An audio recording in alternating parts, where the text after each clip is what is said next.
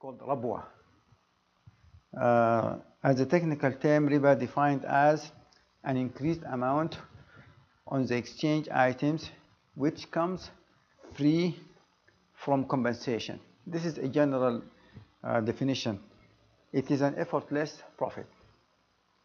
So there are two items exchanged, and there is one increase in one of the two items, and there is no compensation for that increase. Okay, and not every item. This is only limited to a specific type of items, which is called al-amwal al-rabawiyya, the rabawi mal, or the rabawi wealth. So we're going to talk about this in detail, but this is the general definition of riba. طيب. Before talking about the types of riba, the Prophet ﷺ mentioned in a hadith, an authentic hadith in Sahih al-Imam Muslim, he says, طيب, الذهب بالذهب والفضة بالفضة.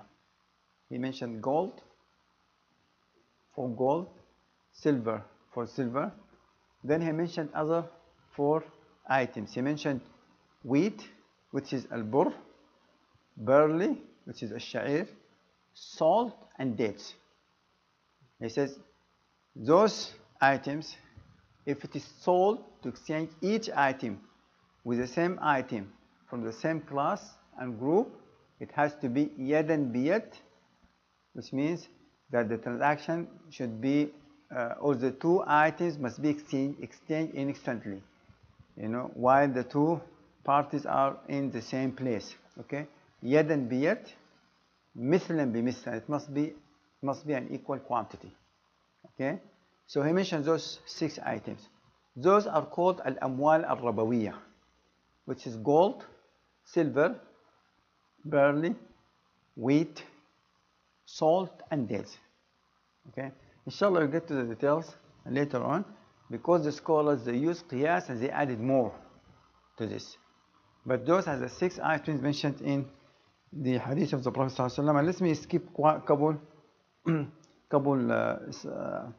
slides and go to this slide. Here, those are the 2 groups mentioned in the hadith. The first group, which is gold and silver. The second group, which is wheat, barley, salt, and dates. Now we put them into 2 different boxes. They were mentioned together, but I divided them into 2 groups. Okay, because gold and silver, there is a commonality between those 2. And also there is something common between the other 4. Okay, so the first group consists of gold, silver. The second group, wheat, barley, salt, and dates. طيب, what's common between gold and silver? In other words, what is the illah? Al-illah is an attribute that's common between the elements of a group. Okay, it is a clear, evident attribute that's present on both elements, gold and silver. Yes? They're both natural resources. Okay. Well, some of the commonalities, they're a metal, but okay, they're a natural resource. You can't plant to grow them. 5 metals. They cannot be consumed themselves, but they have a value that could be used to get things that can be consumed. But remember, you have to be very specific in describing the illah, because we're going to use this illah to add more to this group and add more to that group. Qiyas, analogy, is to extend a rule from an original case. We have a case that there is a rule mentioned in the Quran or the Sunnah regarding this case. Okay? We have a new case that we looked in the Quran and the Sunnah, we did not find any specific text that addresses this case. But there is a illah, a common illah between this new case and the original case. Now the presence of this illah will allow us to extend the rule from the original case and apply it to the new case. This is the qiyas. Okay, and qiyas is a very powerful tool. And qiyas, there are many ayat in the Quran that indicated the importance of qiyas, and that is a legitimate source, for the Sharia. And the Prophet ﷺ used to teach the Sahaba how to make qiyas. Okay? Now, I asked you about the illah because we are going to add using qiyas more to those two groups. Okay? So you are saying both of them are not consumable, right? Correct. And you said that they are all natural resources. Okay? Go ahead. Use the microphone. Yeah. I guess that's the monetary, that's a monetary prices. Value, yeah. Right. And by the way, the scholars, they disagree in the illah, and many, they mention different illas. Okay. طيب. No, I just want to skip to the. طيب. Is the Rabawi commodities only limited to those 6 items, or we can add more? طيب, according to the school of the Zahiriya, you are aware about the school of the Zahiri, right? The Zahiri people are the one who do not consider qiyas as a proper tool in Sharia. They rejected qiyas. They only go by Quran, Sunnah, and the Ijma' only. And it's a great school. There are great scholars and imams in that school. Like Abu Muhammad Ali ibn Hazm, one of the greatest scholars of Andalus. Okay? He has a book called Al-Muhalla bil-Athar. It's a very good book of fiqh. They don't use qiyas, so they limit it only to those 6. Only those 6 items mentioned in the hadith. This is the opinion of the Zahiriya. Now, the Hanafis and the Malikis and the Shafi'is and the Hanbalis, they use qiyas, but they differ in the illah, the commonality between, the elements of the first group and the second group. Okay, so let's see the different illas. Let's start with the Hanafi. Usually, when you start listing down the opinions of the scholars, you start with the Hanafis. Why? Because Abu Hanifa is the first of the 4 Imams. He was born before Malik and Shafi'i and Ahmad. Then we go for the Maliki and the Shafi'i and the Hanbali. Yeah, and you don't have to follow this order, but it would be most of the time better to follow it. But according to the Hanafi's opinion, that is the illah of qiyas for the first group, which is gold and silver, is that they are measured by weight. Yeah, not measured by pieces or by volume. Okay? He says the common illah between gold and silver is that they both measured by weight. And for the second group, which is wheat, barley, salt, and dates, this group, the illah is that they are measured by dry volume. He's talking about at his time, and also at the time of the Prophet ﷺ. They are not measured by weight. You don't go and say, I need 1 pound of salt. You ask for 1 sa', which is 4 handfuls of dates, for example, or salt. This is, he says, this is the common illah. Now, according to the Hanafis, every metal that is measured by weight is included here in the first group. You cannot sell iron for iron unless it is an equal amount, and you have to be hand in hand. Copper, brass, any metal that is measured by weight is included in the first illah, in the first group, okay? Now, according to the Hanafis, the first group, every metal that is measured by weight is included in it. They use qiyas. And for the second, that any food, type of food, measured by dry volume is included. So you include rice, you include raisin, everything that is measured by dry volume. You cannot exchange it except by following the instructions of the Prophet ﷺ, which is to be hand to hand, and it has to be equal amount. If you are exchanging date for date, regardless of the quality, okay, it must be the same amount, 1 sa' for 1 sa'. Okay, so this is the opinion of the Hanafis. The Malik's opinion, they said the illah of the qiyas of the first group, which is gold and silver, is al-thamaniyah, that they are used as monetary price. Okay, and the illah for the second group is that they are all edible, it's food for people, and can be stored and preserved for extended periods of time without a need of a refrigerator. Okay, if you have like a bag of wheat, you can have it stored at your home for a long time. You don't need a fridge to put it in, and it's food. So it's a little bit. يعني, the Hanafis is in opinion, or the Hanafis groups are broader. Okay, so it's narrower. Okay, they don't concern about being measured by volume or not, or being measured by weight or not. No, for the first group, الثمانية, they are monetary prices. And for the second group, that in Arabic they said الاقتيات والادخار. اقتيات, it is the general food for people. Okay, الادخار, that you can save it and store it for long periods of time without in need of anything. Okay, so this is their opinion regarding the illah of the two groups. Okay, طيب. Now الشافعية agreed with the Malikis with regard to the first group, that it's the ثمانية.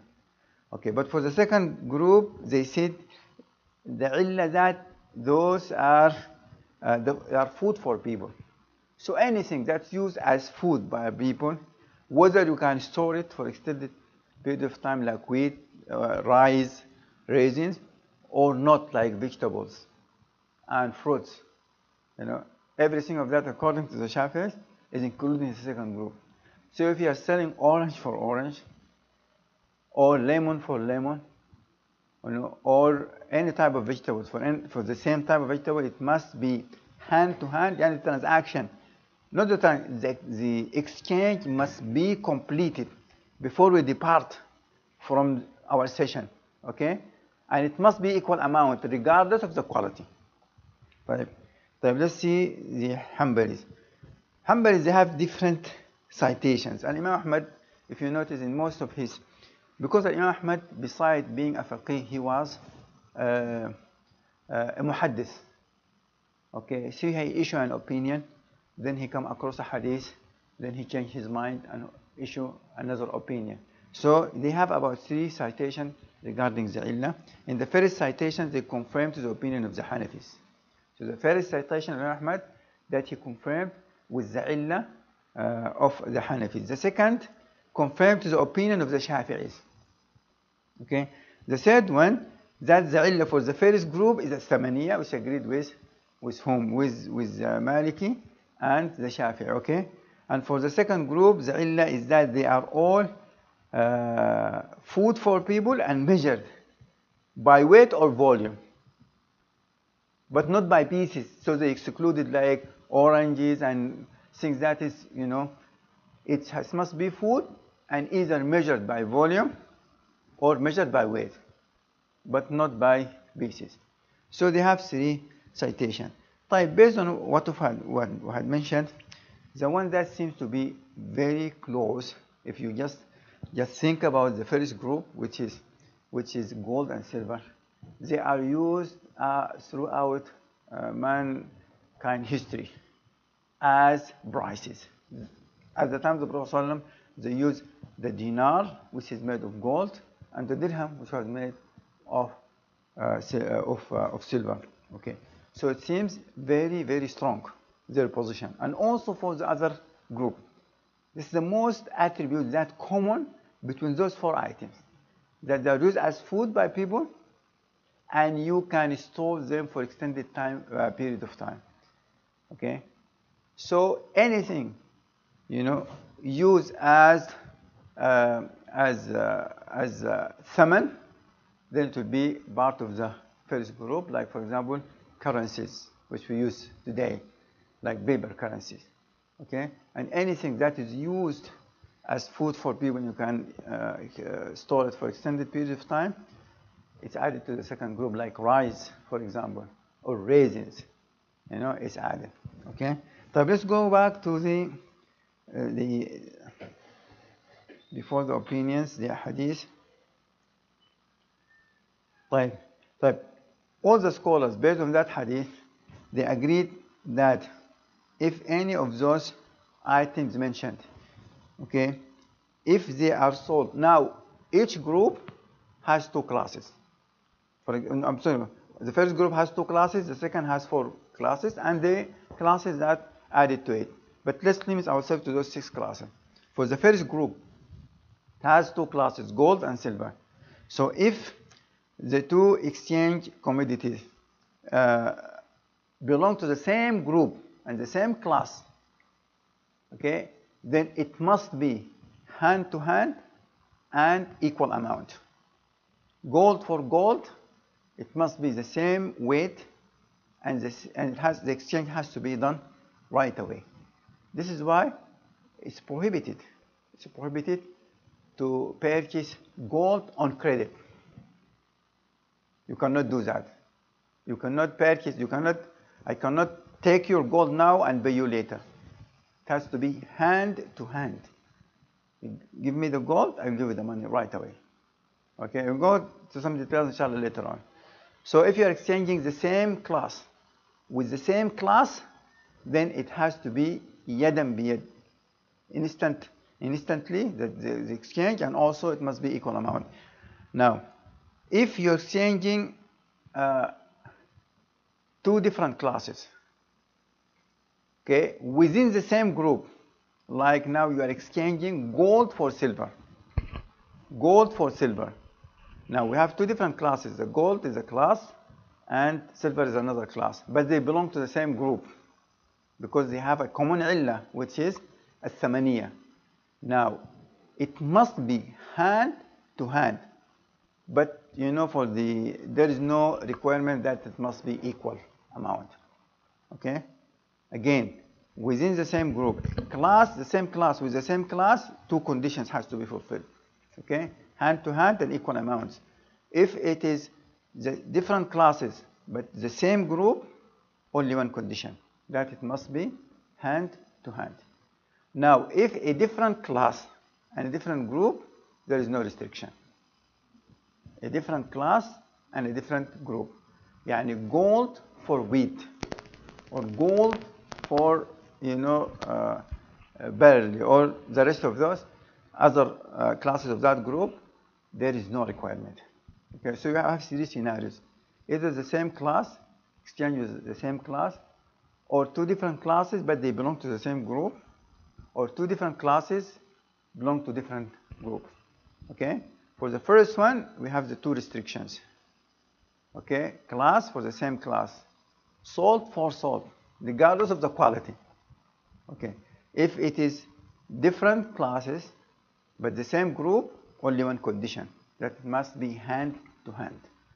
Okay, now if you are purchasing gold with currency, with dollars, dollars is a different class from gold, but it belongs to the same group because the illah of it is al-thamaniya, its price, monetary price, then it must be hand to hand. Hand to hand. Okay, if it is different class, different group, there is no restriction. Okay, is it clear? Those are the two groups. And as I said, by qiyas, they added many things to it from the different opinions of the scholars. Now, you have a question? Yes. Assalamu alaikum. Just practically speaking, for hand to hand, how does that translate? Inshallah, I'll come to that, inshallah. Oh. Yes, yeah. Hand to hand literally means before we depart from the place where we concluded the contract. Okay? Like if we stayed here for 2 hours, but we conclude the contract, before the two parties depart, then the two items will be exchanged. Of course, there are other, modern application to this. Okay? طيب. Now, we identified the two groups, and we identified, the different opinions of the scholars about the illah of each of the groups, and the broadest illah is the illah of the Hanafis, because for example, for the second group, it includes anything that is measured by dry volume. Wallahu ta'ala alam. طيب. Now there are two types of riba in general. Two types of riba. The first one is called the riba al-fadl. Okay, riba al-fadl is an addition in the amount of one of the two exchange items which are of the same kind or class. Okay, we said two items of the same class. If they're exchanged, it must be the equal amount. Now, if someone sold like 2 handfuls of good quality dates for 3 handfuls of moderate quality date, this is riba. طيب, what is the intention of Sharia here? هنا قصد الشريعة, the intention of Sharia, to discourage people from doing that. A man came to the Prophet ﷺ with a good quality dates. He said, the Prophet asked him, from where did you get those dates? He says, I had a poor quality dates, exchanged a larger amount of my poor quality dates with this good quality dates. The Prophet ﷺ says, this is the riba. He prohibited him from. He said, you should have taken your poor quality dates and sell it in the marketplace, get the money, and then use the money in purchasing whatever type or quality of dates that you want. Okay, now, so by doing this, we have, we broaden the economical activity. Instead of having two people exchanging their items, I will take my dates or my salt and sell it to another person, get money from him, and then go and purchase the good qualities from the third one. Okay, so now many people involved in that activity. Okay, so the intention of the Sharia here is to discourage people from doing that, because if you want to do it, then you have to follow those restrictions. Okay, type. This is called riba al-fadl. The second type is called riba al-nasiya. We're going to talk about this later. Riba al-nasiya, this is a common type of riba used at the time of the Prophet ﷺ and used now, which usually, involves time. It involves time. You pay more because of the time. Okay, sometimes nasiya means deferment or delay and deferment. If you pay on time, you pay the same amount. Now, if you want to delay payment, then you have to pay more. Okay? طيب. Those are the two types of riba. The first one is called riba al-fadl, and the second is called riba al-nasiya. طيب. Let's jump to. طيب. The second type, which is riba al-nasiya, it's a delay and deferment riba. It is an increased amount in one of the two exchange items for a delay in the payment for the item. Type. In general, because commercial banks or in the secular system, banks, they deal with riba. This was the general guidelines about dealing with banks or riba-based banks. First of all, it is prohibited to open an account in a riba-based bank. Why? I'm not dealing with riba. You're helping the system. I'm helping the system. What is the general principle? That we don't involve in evil. أيوة صح. The ayah ولا تعاونوا على الإثم والعدوان.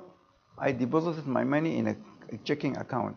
I receive no riba, but this money will be used in the riba. So I'm helping. I'm talking about the general rules. Okay, but we have bank accounts, right? Okay, this is an exception. Okay, this is an exception because of the need. Because of the need, you can have a bank account, a checking bank account. Checking account. Okay, if you don't need to have it, then you must not have it. Okay, you cannot borrow money, of course, from a riba-based bank. You cannot invest your money in a riba-based bank. You cannot purchase the stocks or the shares of that bank. Okay? Buy or sell shares, as here, as I said, work at a riba-based bank. As we talked about this yesterday. And as I said, working as a loan officer is not like working as a security guard or a teller, okay? But each one, contributes to this evil. Even the one who mops the floors, the clean the windows, the one who serves them, bringing tea and coffee, he's not like a loan officer, but he's participating in this evil. Tafadhal. Yes, the question I have, since it says here you cannot invest money in riba-based banks, how about this 401ks, Oh, the 401k. retirement plans? Yeah. They're all invested by the banks. Not all. Yeah. طبعا for the thrift saving plans and 401k, sometimes, if you work to a company, they would provide you with the option to invest in the stocks of that company, and the line of business of that company, right? So this is the safest. This is the safest one. Yeah, but in that case, we know how the system works here. Mm-hmm. That company might be printing books, but when the companies expand in America, what they do? They borrow money on riba. Right. And if your money, if you buy a share, one share in that company, they're printing books. It's not riba. But you don't know where your dollar was spent, how was spent, and when you get the return from like $1.20 after 2 years, you don't know that 20 cents, how much that 20 cents contains money from the riba. Right. Because they invest, expand. I agree with that, and this also applied to investing your money in the stock market. Even if the line of business of that company is halal, there is some involvement of haram activity. Okay, so the scholar said now, especially for this retirement saving plans, you contribute portion, and then your company or the government, match it up to 5%. They invest it. Now, if you don't participate, you're going to lose the contribution. You will gain the basic 1%, but you lose 4%. With 4% of your annual salary is huge money. Okay, every paycheck. Okay, now we have different opinion. I'm talking about contemporary scholars. Some of them, they said you should not participate at all. Some other scholars, including Sheikh Muhammad bin Salih al-Uthaymeen, one of the greatest scholars of our time, rahimahullah, and some other scholars, they said, okay, you need to estimate. Okay, make an estimation. Most of the time, they invest your money in the 500, what they call it, 500 portion. Yes. Okay. Yani, try to make an estimation. Say maybe about 10% of the activities is not legal Islamically. So what you need to do, you need to take 10% out of the profits that you make, and then you get rid of it. You get rid of it means, you don't want to acquire it. You don't want to have it, in your bank account.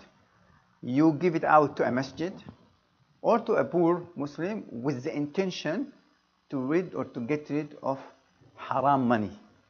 Okay? Make estimation, 50%, take 50% out of the profits and then give it out. Okay? Those are the two opinions. The first opinion is very strict. It says you cannot invest your money in the stock market at all. Okay? Especially here. I don't know about back home, but here, no one single company is free from illegal activities. Now, so here, as you said, you can estimate, right, and take 10% out or 20%, right? Number one, your estimate could be wrong. Just, these are the facts. Right. And number two, what happened with that rule we just mentioned before? Do not participate or support in evil. Right. But now here now you are supporting the system, the riba-based system, by buying the stocks and bonds, even though you are estimating and taking the 20% out. So I'll tell you the difference. Working in a bank, you are working in an institution that is handled of every penny of that bank is earned through illegal activity. Okay? Because if you want to apply this, you cannot work in America. Even the company that you work to, or the hospital that you work to, it has some portion of its income or whatever money they earn from illegal. Okay? First of all, you are not participating in that, in earning this illegal. Okay? But the money paid to you, it comes from, part of it, even it's 1% or half, of 1%. Okay? This is the difference. But in a bank, every single penny earned by that bank, and you are helping directly.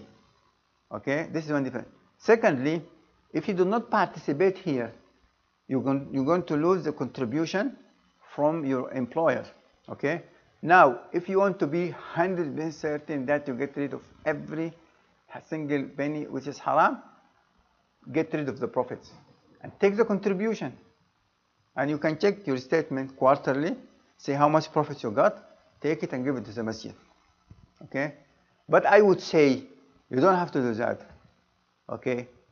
Most likely, a general company that has its general line of business halal will be involved about 5% or say 10% in like getting things with riba and things like that.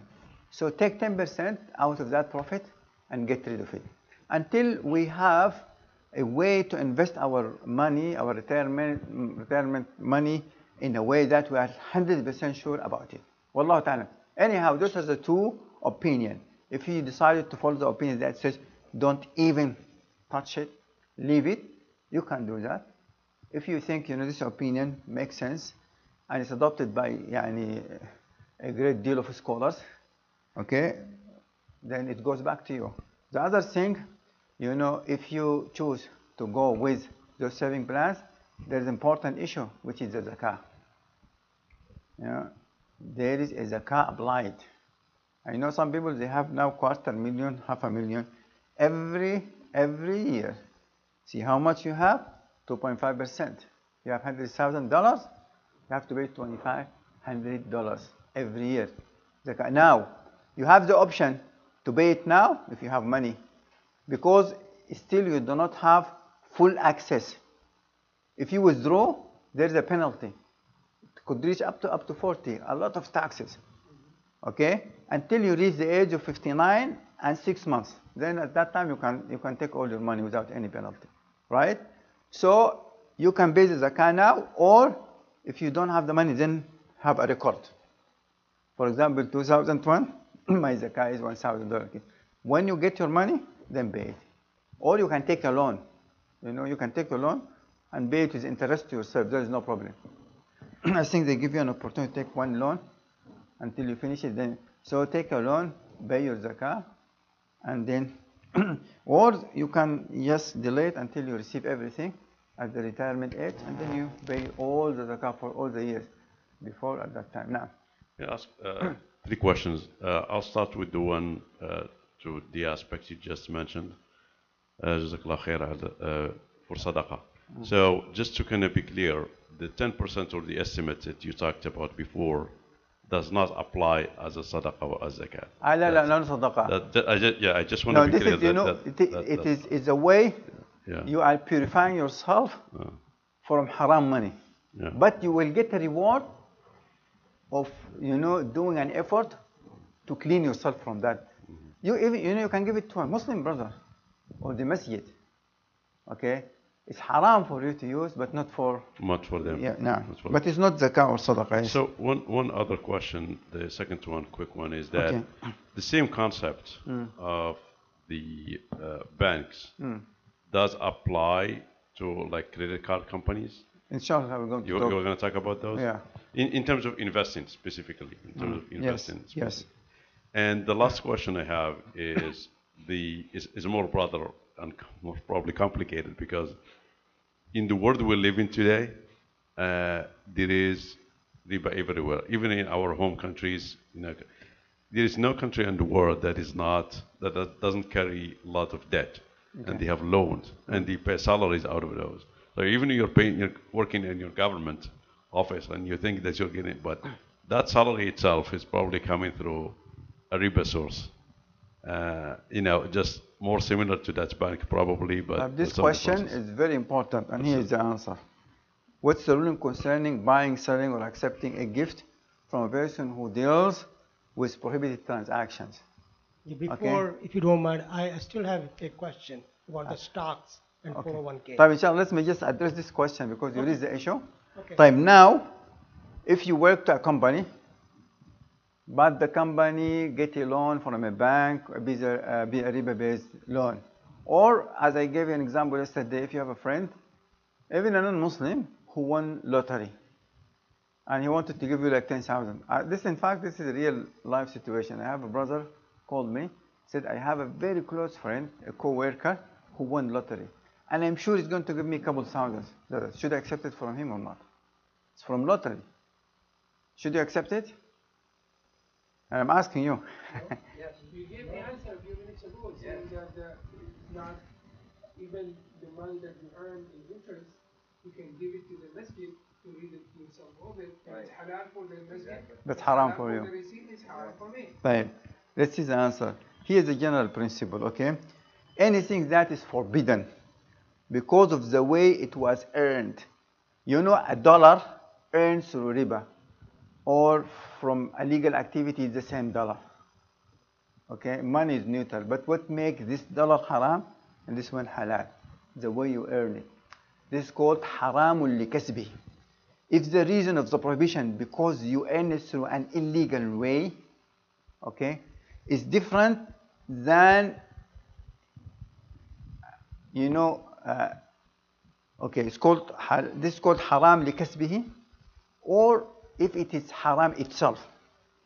To give you a difference, like if someone stole a printer, okay, now this printer, it never become halal to anyone. If you purchase it from him, this is an invalid transaction. Okay, the prohibition, the hurma of that printer, this printer will not become halal to anyone except to the true owner. Any money earned through being stolen, okay, or taken from a property taken from somebody else illegally, this is called haramul lidati. This will never become halal.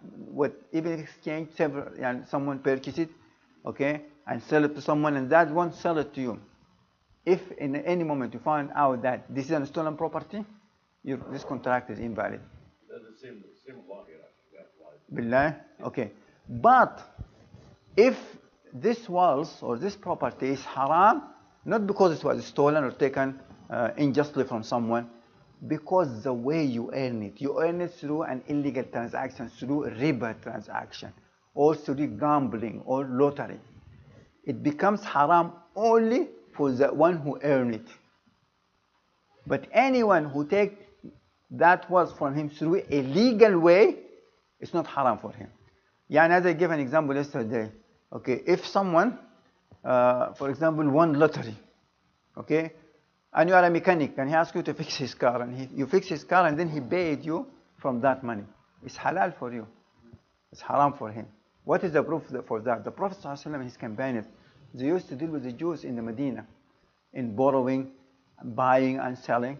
Even the Prophet ﷺ borrowed food from a Jew, and he left his shield or mortgaged his shield to that Jew.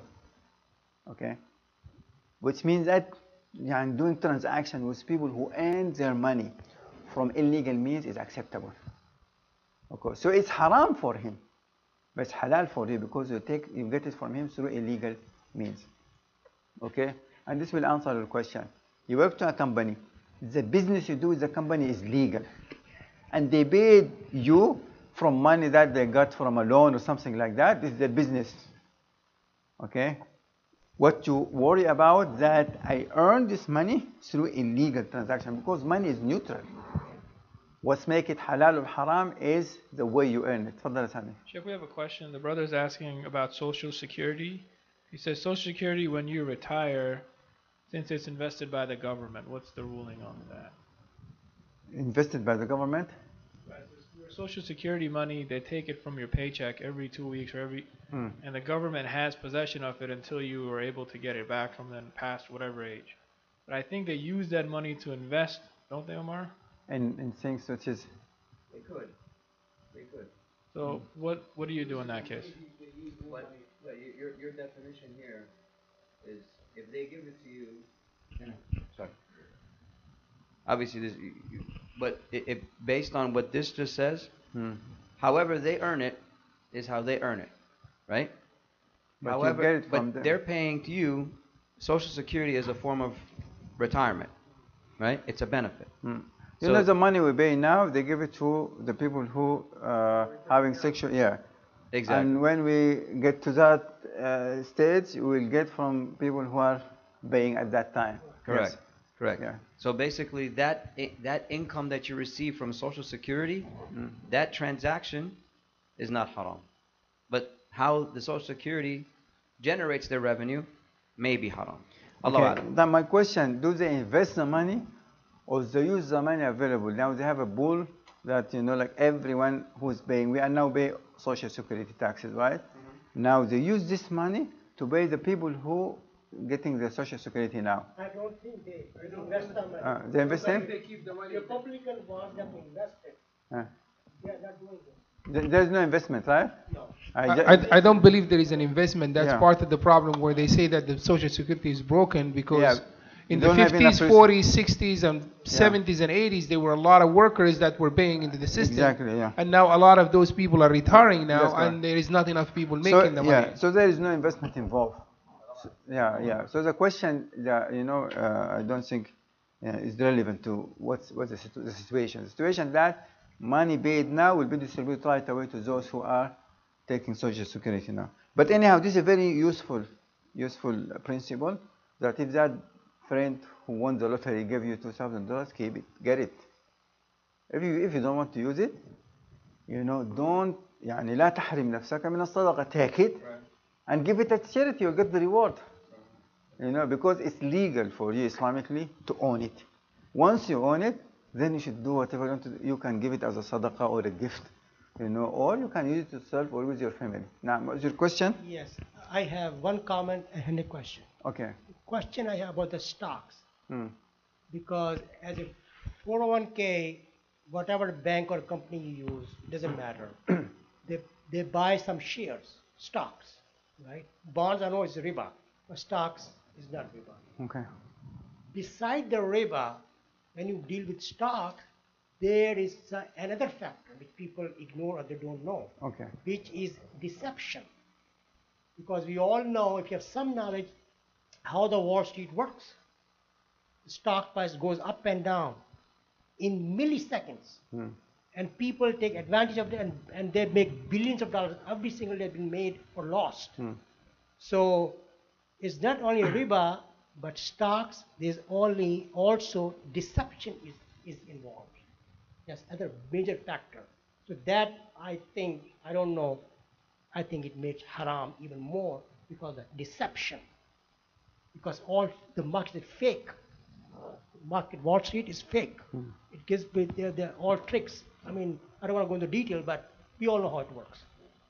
So there's half of the profit earned by them, more than half, is based on deception and lies and inside trading and other factors they use. So that's also a factor for 401k plans. No, we can say now 401k, you have limited options. Either you take it or not. If you take it, then you cannot control where your money is invested. Exactly. But to freely go to the stock market and invest your money, then you have the choice. Right. Okay. So you have now, I present to you the two opinions. Right. Some people that are very strict, they said you should not contribute a penny for that. Some others, they said, we have to be realistic. You're going to lose the contribution of your company. Even if you lost all the profit, I understand. okay, you're still getting 4%, because even if you don't participate, you get 1% contribution. Right. But if you participate to this one, it goes to 4. So Okay. I just want to mention that there's a riba plus deception in that system. The comment I have, as Brother said earlier, that our lives are so complicated. Even the road outside we walked on, Yes. it's riba. Even the water, I opened the tap, Yes. paying the bill, the line were put down by the company, the Fairfax water, it's riba. We all know that. But so we cannot avoid riba anywhere. Even if you go to Saudi Arabia, Go. there's a riba. Mm. So it's everywhere. It's Yes. rampant. Now, the question here is, we cannot use an excuse that because it's very complicated, it's riba, what can I do? No. The thing is, there are certain things you have to live. I need water. I have to drive on the road. I can't avoid that. So things you cannot avoid, you are stuck with it. And may Allah will forgive us, inshallah. But then you have optional things you can do to earn more money. That you should not engage in. No. That's where you draw the line. Yes. What is a necessary thing for me to live, you don't control, and things you control. We need to pick it avoid, option. we need to avoid getting in direct contact Right. with haram. Lakin there's also another general principle which is used in tahara. It says إن الماء إذا بلغ القلتين لم يحمل الخبث. If you have a large amount of water and you have some najasa mixed with it, it won't affect the purity of that. Okay? So you have to اتقوا الله ما استطعتم. And this is one of the beautiful characteristics of this Sharia. If Allah subhanahu wa ta'ala wanted us to be certain about everything we take, our life will be very hard. Okay, don't ask. We are prohibited from takalluf. Like some people, they take the telephone, he has a product, he might call 10 1-800 numbers, to make sure whether this is, ingredient, come from pork or from, and at the end he will not tell you, he will tell you, I don't know. If an ingredient could be taken from pork or chicken or cows or from plants, okay, use it.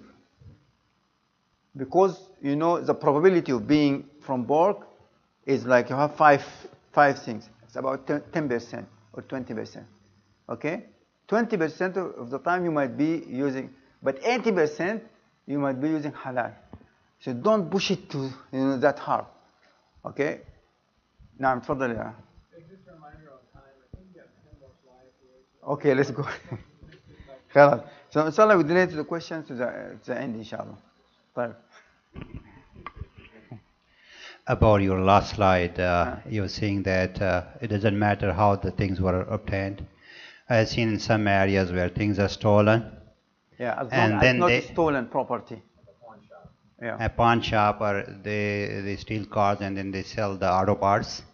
So how about buying those parts or those things? If you are sure that it is stolen, it will never be halal for you.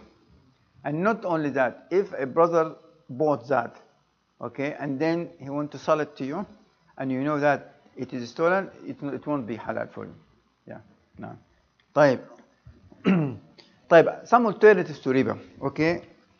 The first one, al-murabaha. Al-murabaha is a very powerful tool used by Islamic banks. As I said, 60% or more of the activities of Islamic bank depends on al-murabaha. Then al-bay' al-mu'ajjal, which is the deferred sale. Okay, deferred sale, deliver now, pay later.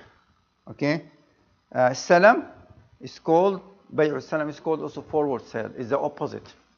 Okay, pay now, deliver later. Okay, and al-mudaraba, which is a form of partnership. We're going to talk about mudaraba in a very detailed manner at the end, inshallah. طيب. Al-murabaha. Al-murabaha, which is a sale of a commodity for the price at which the seller has purchased it, with the addition of a stated profit known to both the seller and the buyer. The most important condition of murabaha, that the original price and the profit are disclosed to the buyer. So the purchaser knows the original price, and he knows also how much profit you are making. This is what's called murabaha. Because in the regular type of sale, you don't know the original price. He would just put a tag. For example, this item is for $5. You don't know how much he makes of profit, what is the original price. This is the regular type of sale. But for the sale of murabaha, the price has to be disclosed, the original price and the profit. Okay? And we'll see inshallah how banks use murabaha, Islamic banks. There are steps need to be followed. I don't know if I have it here in this. Type. Now, those here are the steps for murabaha. Okay, now the client will go to the bank, and the client here is called Amir because he will order the bank to purchase the property for him. Okay, but we can break it into two contracts. So first, you place a request, or in Arabic it's called amr, or in fact an order, as if you are ordering the bank to purchase this property, with the promise that you will purchase it from the bank at a higher price. Okay, this is a well-known transaction and approved by all the scholars. Okay, because we are talking now about two different transactions, Okay, then the bank will assign you, the client, as a wakil, representative, in purchasing that property. Now the true owner now is the bank, but you are act only as a wakil. Okay, then you purchase the property for the bank. Then after that, after the bank completely takes the ownership of that property, then the bank will resell it to you at higher price, paid either instantly or over a period of time. And most of the time it's paid over a period of time, agreed on period of time. This is simply how the murabaha transaction is used by Islamic banks. Okay, the bank will purchase the property, okay, own it, and then resell it at a higher price.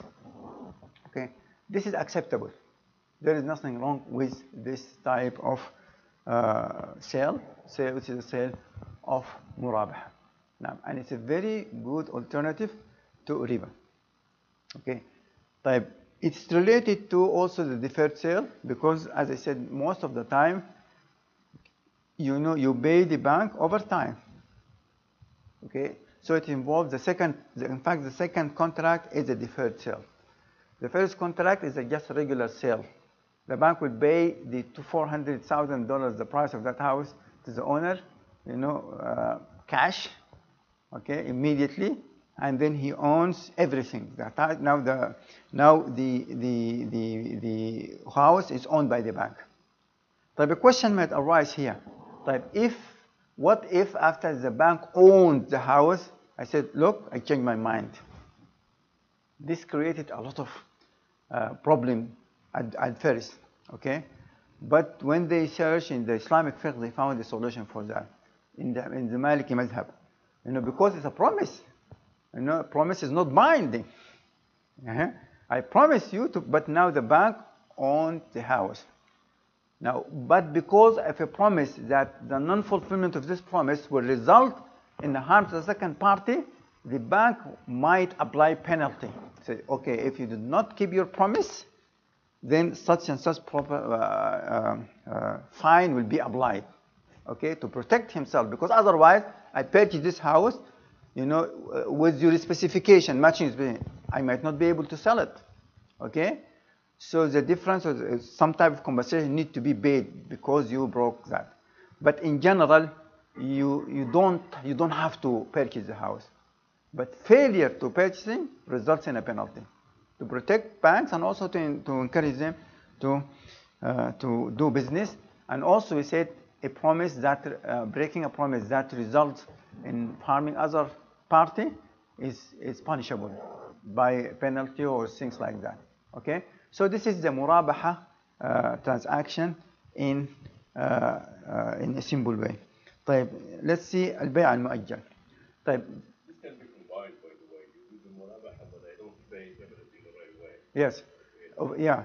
Yes. And most of the time. Most of them are combined. Yeah, because if I have the cash money, I will go right away to the. Yes. Yeah, so the benefit to the purchaser that he pay this amount over, say, 20 years or 15 years, whatever they agreed on. Type the deferred sale. Type now Islam allowed this type of transaction. Deferred sale just simply, okay? Deliver now, I will pay you later. Okay? So this is a simple way of. Now there are two conditions that need to be fulfilled for the deferred sale. I don't know if I have the type. Let's see the example. So one person says to another, I will sell this car to you for $7,000 for cash, or $10,000 over 3 years. Okay? Now there is no contract until now. I'm just giving you two plans. Plan A, Plan B. You can also add Plan C, or $12,000 over 5 years. Okay, or Plan D. Okay, no problem. Just show me all the plans you have. But the most important condition, we have two conditions, but the major one, that once we accepted one plan, for example, he accepted to pay $10,000 over 3 years.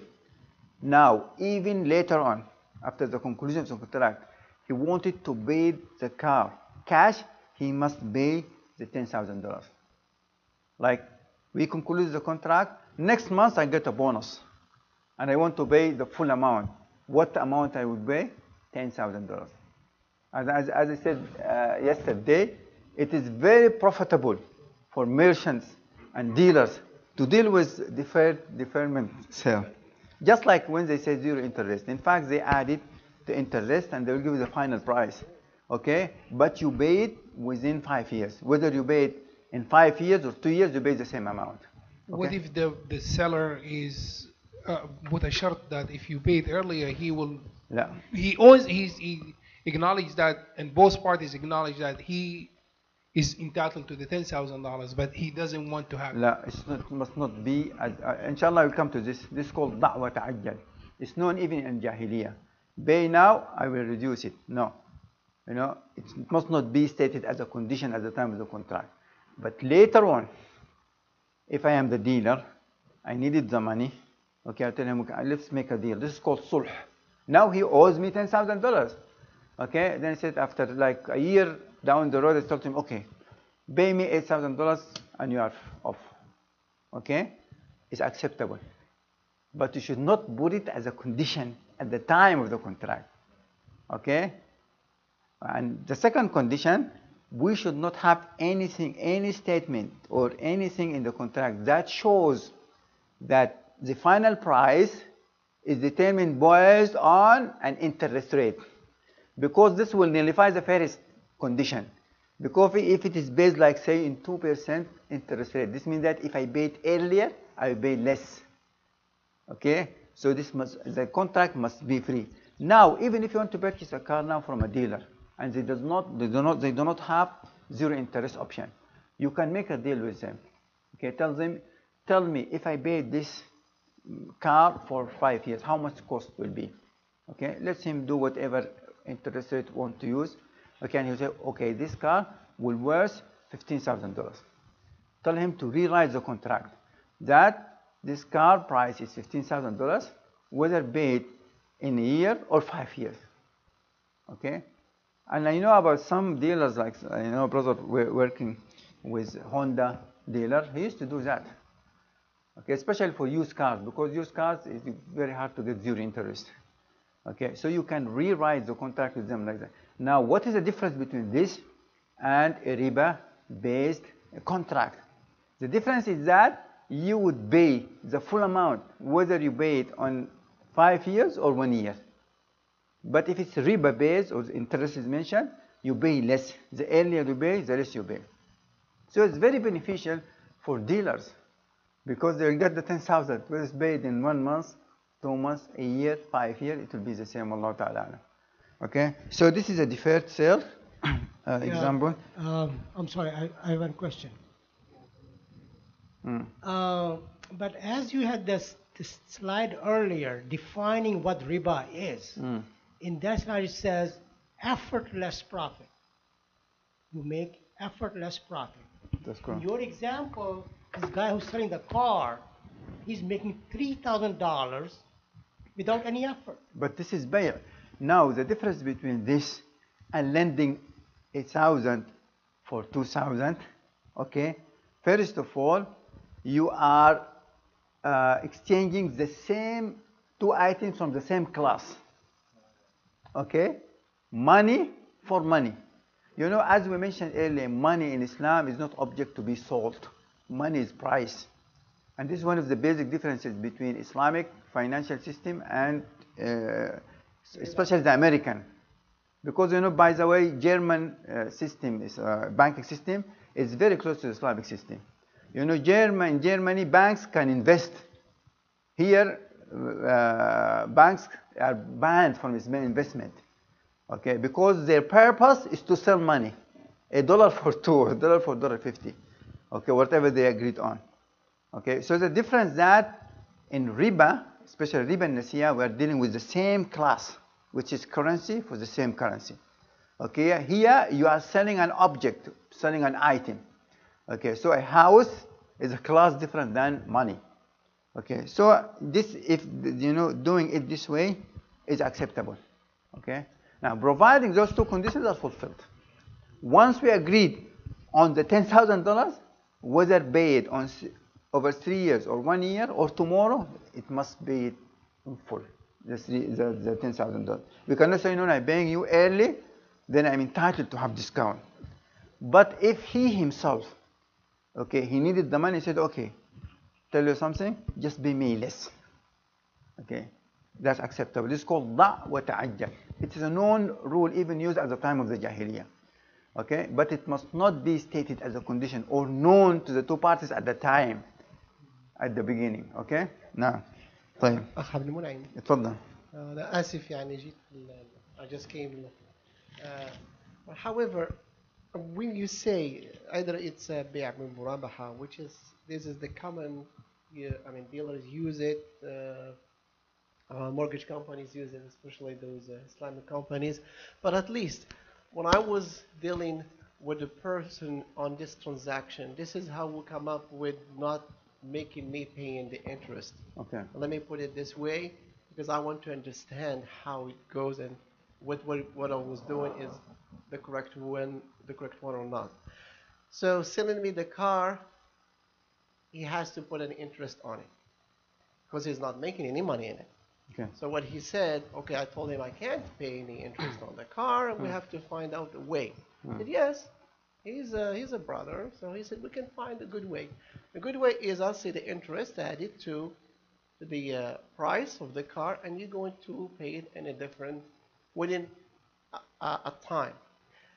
So the transaction, within the transaction, there is always interest, okay, but this time it just, you add that interest and you have the full amount paid, monthly payment for that car within a certain time, like 2 years or 3 years. So the interest is there, according to what I see. The same thing with the with purchasing a home. Devon, for example, when I called them, I talked to them, this is how they do it. They say, okay, well, I'll see what is the interest in based on your credit, and I see what is the monthly rent in your area, and that's how I'm going to come up with, and this is bay' murabaha. But it's all the same transaction. I will add that interest to the price of the home based on these two. So it's always there. This is the confusing part. Now, if you're So talking you come about, up with- if yes. you're talking about institutions that claim that they are doing private murabaha in America, I'm not talking about. I'm talking about in general how Islamic banks adopted the concept Right. of murabaha. Right. Okay, murabaha is different than riba. In riba, if you pay early, you pay less. Okay, in murabaha, whether you pay early or you pay less, you have to pay that amount you agreed on. So, But as to your to, okay, I don't want to make it complicated, but this is when also when I just came from Canada, I mean this year, and I talked with Alim, so we said we'll talk, and he defined riba for me as this: مال بمال، مال هدفه ربح مال. فأي شيء And anything, any transaction that has mal for mal. as a benefit ها or as a, then you are into. ما كويس انت الان you're very clear. mal for mal. Yes. You know what the bank does? The bank is not interested in the property.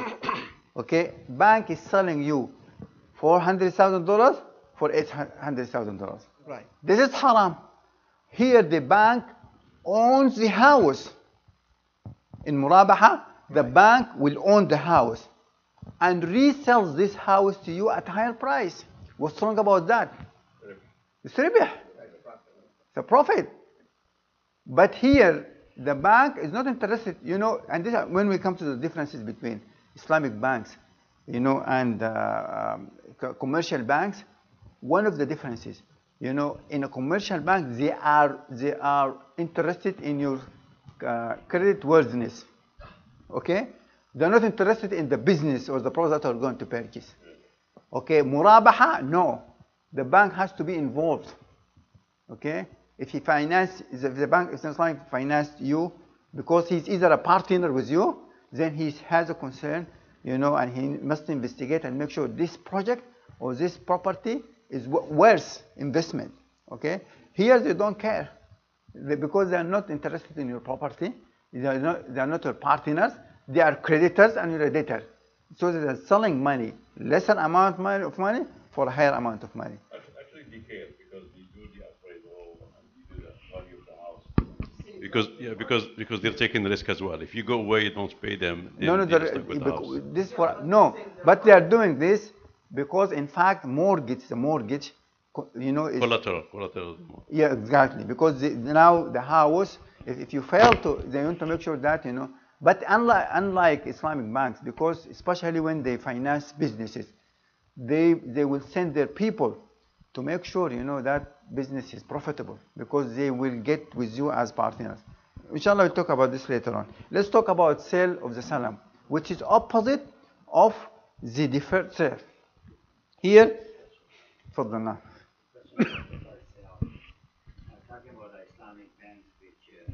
Talking about the Islamic banks from which you buy the house, what they do is that depends like whether it's 30 years or 15 years and depends on what the current rate of the interest is. They determine the price, whether it's 30 years or 15 years or 10 years. They determine the price what the Fannie Mae or Freddie Mac will charge them. So they get the rate from higher that interest rate. And they also like the price will be different whether you are going for 15 years or whether you're going for 30 years. I just want to say in the first sale, just leave banks alone. I have a car. If you want to pay me now, 5,000. A year, 6,000. Okay, 2 years, 7,000. Okay, I can give you many options. Choose whatever you like.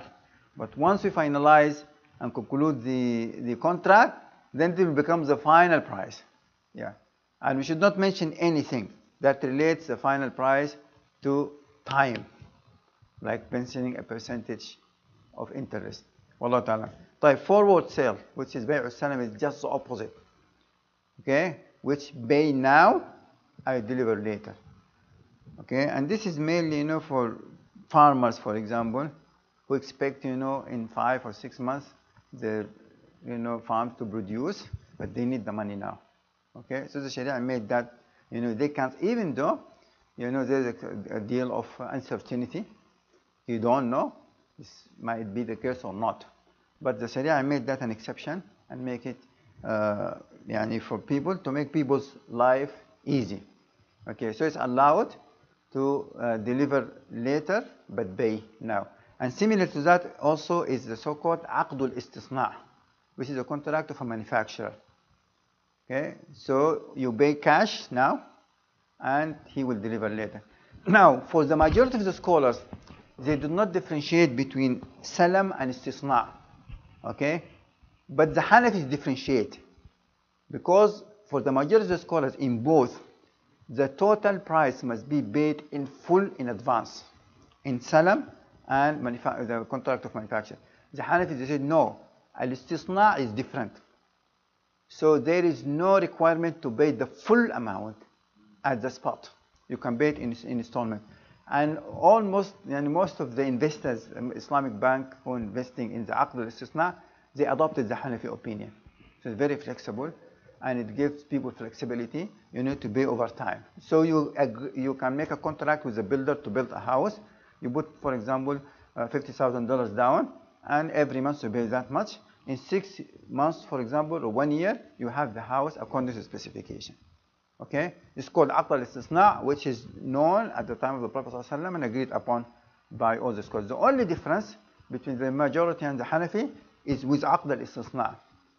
Does the price have to be all paid at once at the time of the contract, or it can be paid on time? The Hanafi said it's different than Salam, and the price could be paid, over time. But for the Salam, all of them agreed. The price has to be paid right at the time of the contract. The Malikis give like 3 or 5 days for the price to be paid, but they consider it also as at once. طيب تفضل. Is there a qubn in Bay' al-Salam because the price of the item is established before the product is made? So let's say some farmer goes, this happens a lot in Sudan, they go and get the money from the banks, and then the season is very bad, and the products are very little, and the price of the item is very high, but the bank already established the price before. Exactly. And then when the time comes, the season is very bad. So what they establish as being $1 for X amount of thing is now $3 for that same amount. And the farmers are the ones that are going to suffer at the end. Yeah, but not all the time. Yeah, Could be the opposite way too. Exactly, but this is the nature of trade. Even if you are doing you are buying and selling, or investing your money, you might expect gains or losses. Okay, so this is the nature, and this is something acceptable. Now, wallahu ta'ala. But it has a benefit, and it gives farmers, because now the farmer, instead of waiting, until has the produce, he has the money right now. Actually, would not be able to farm until we had the money. Right? So it fulfills this need, and it serves, for the benefit of everyone. Sometimes, yes, the unexpected, might happen in any type of transaction. So, I'm sorry, one question. Right.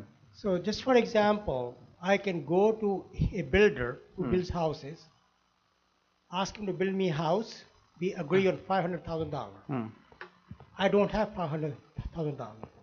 I tell him I'll give you $100,000 now, and you get the 400, whatever means you want to use. Go to bank, borrow the money on riba, whatever.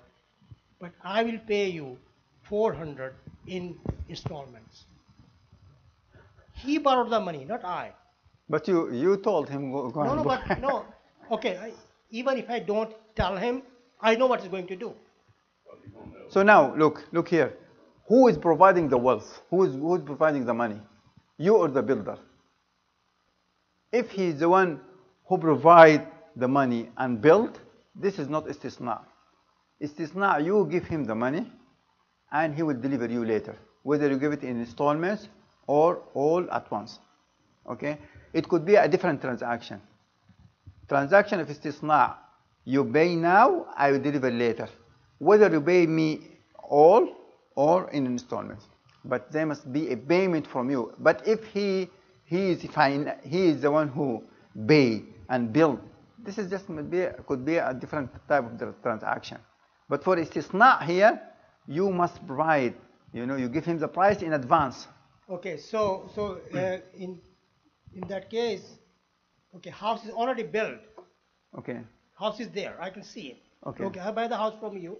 Okay. For $500,000. This is a regular sale contract. I give you $100,000 now if I take the opinion of Imam Abu Hanifa, but I will pay you 400 in installments. But this is not istisna, because now the house is still here. Istisna, the house is not in existence yet.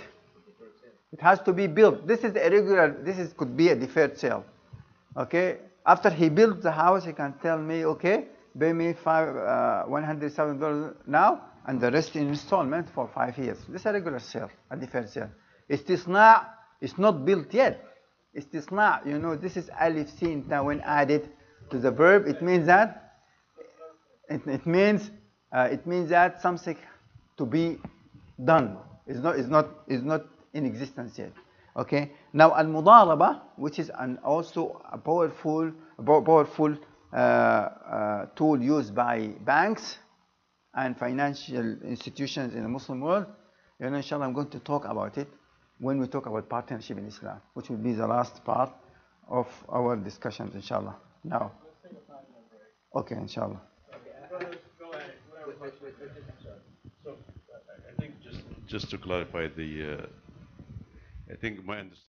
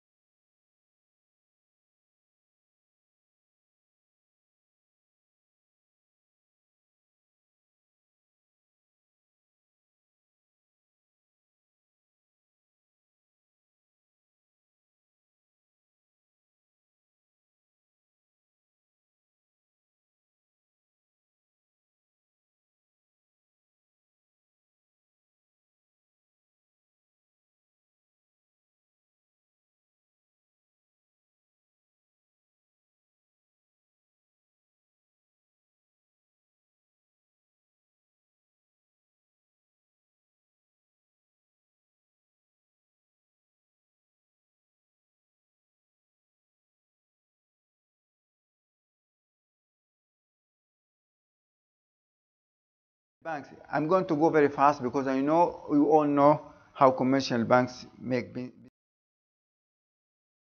part of today's economy.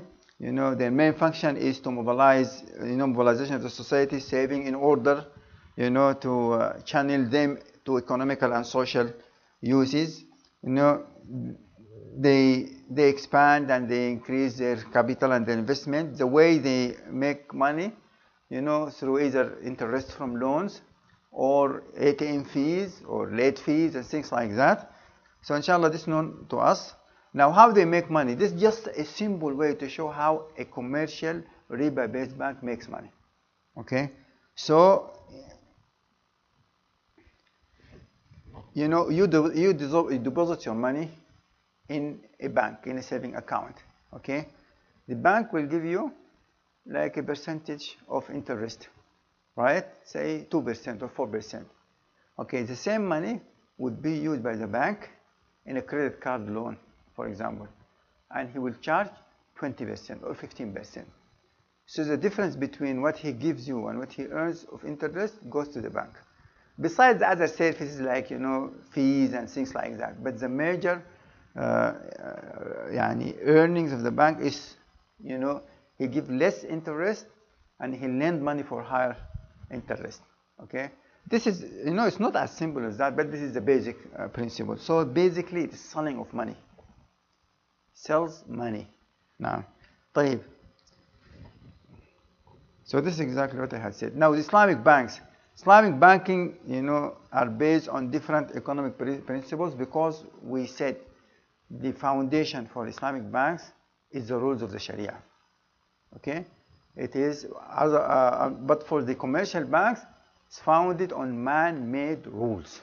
So what's legal and illegal in commercial banks is determined by man. But here it's determined by Allah subhanahu wa ta'ala in the Quran and the Sunnah.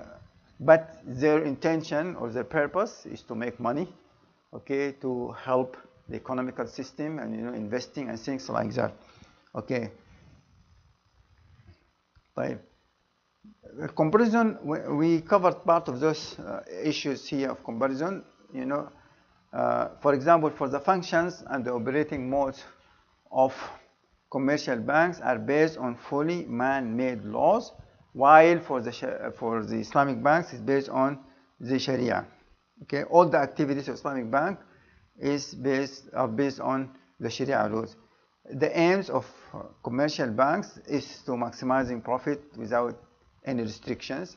Islamic banks also aims at the same thing, but they're subject to Sharia restrictions. Okay, طيب. Lending money and getting it back with compounding interest is a fundamental function of commercial banks.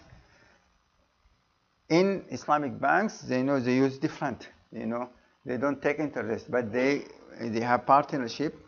Okay, they could have partnership with the clients. A client and a bank can get into partnership. This is a way for them to invest money and to finance projects.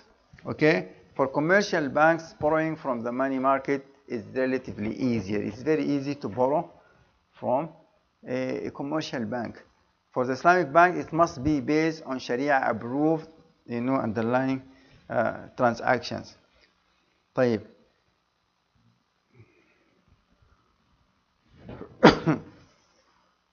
طيب. Since income from the advances is fixed, it gives little importance to developing expertise in projects, appraisals, and evaluations. Okay, since this is for the commercial banks, but for Islamic banks, since they share profits and loss, because if a bank gets as a partner with you, he must have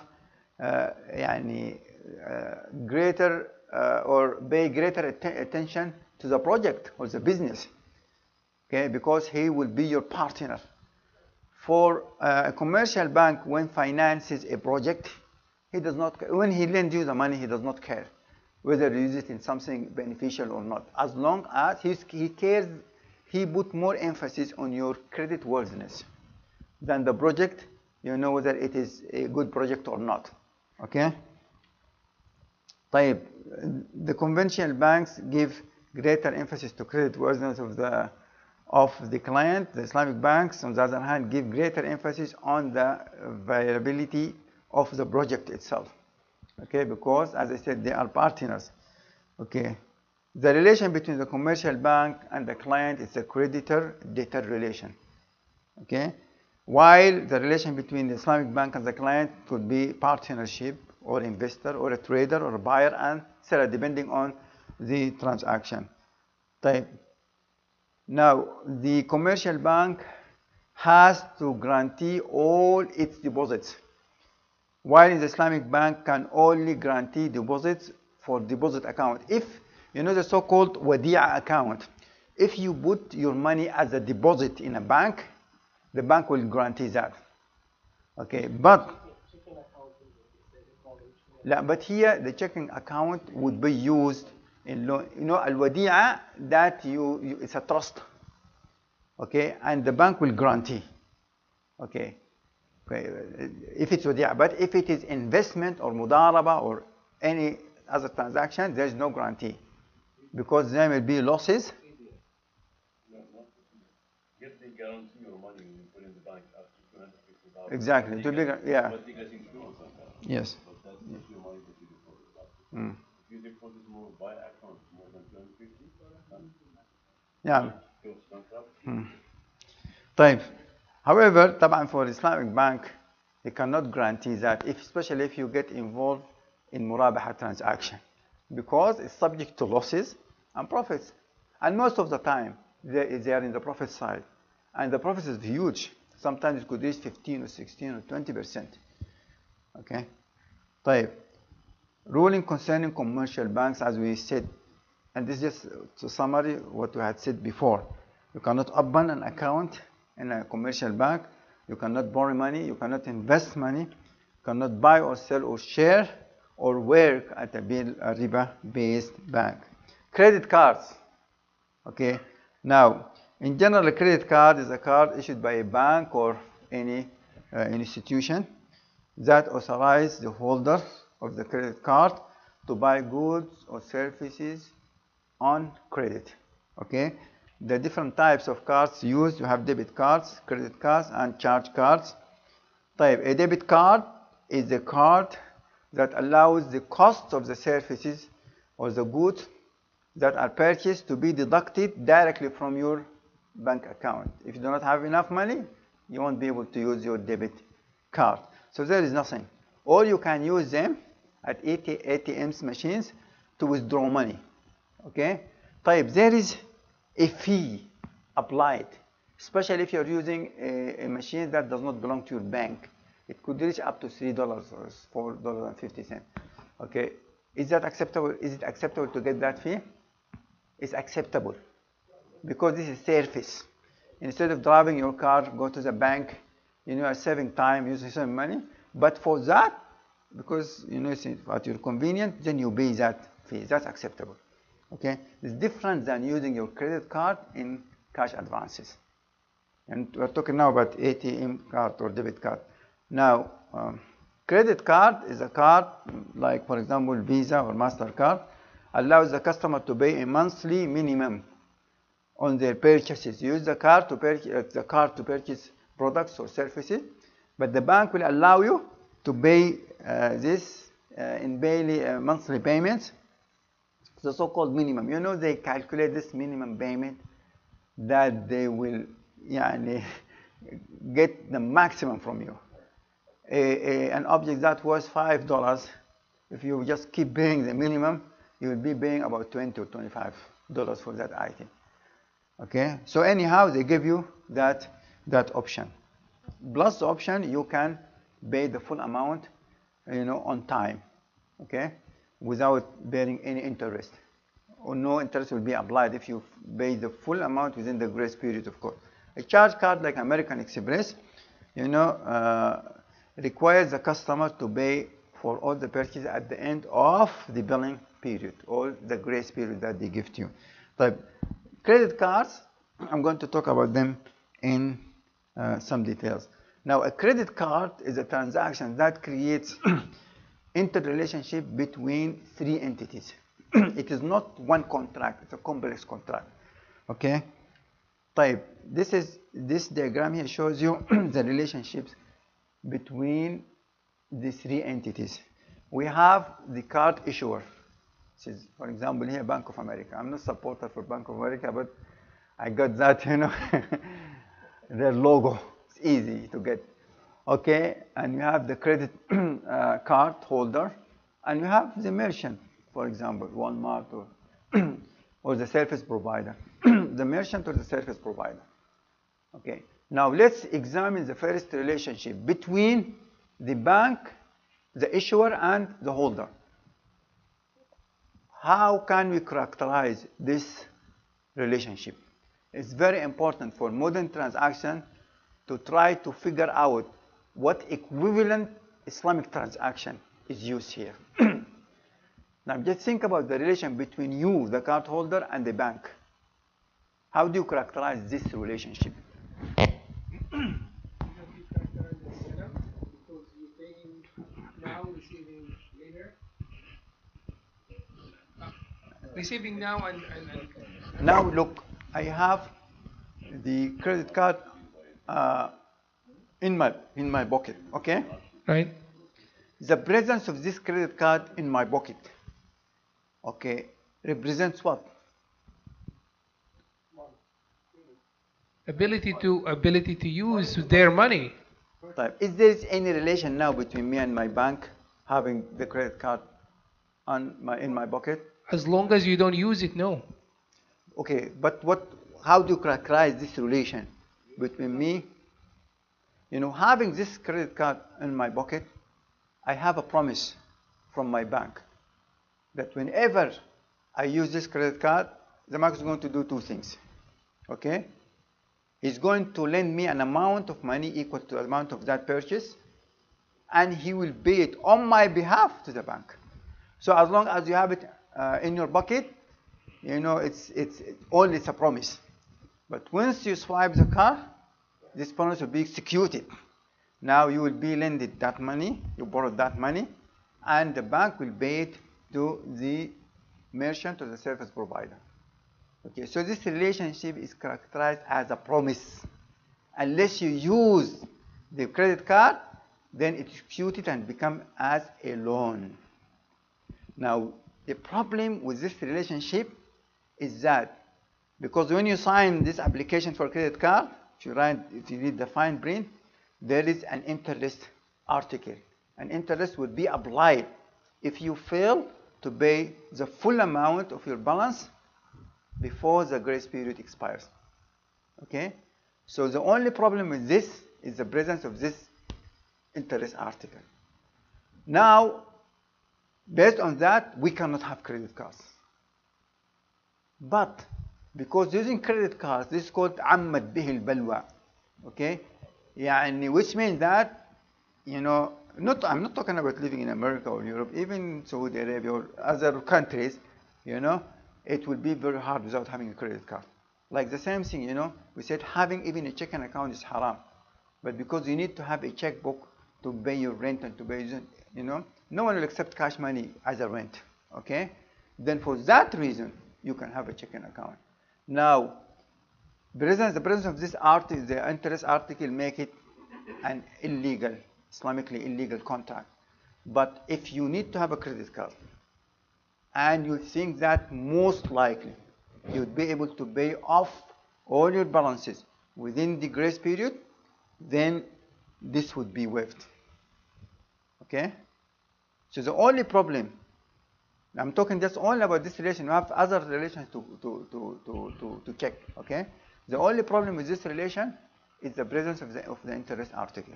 Is that article mufsid or mubtil lil contract? The presence? The presence of the shart for the interest. Yeah, this is according to the majority of scholars, they do not distinguish between fasid and batil. The Hanafis are the one who make the distinction. Okay, so it is considered to be fasid because there is a shart. There's a condition laid by the issuer, the card issuer, that hey, if you do not pay me on time, the full amount, then I will charge you interest. And according to explanation that you gave us earlier, the facet could be corrected. Yeah, we can use that argument, yes. But anyhow, if you don't need a credit card, then you must not have a credit card. Okay? طيب, how we characterize the relationship between the holder, you, and the service provider or the merchant? Simple sale. Well, simple sale? No, it's not simple sale because you're not using cash. Okay, now I have the credit card in my hand.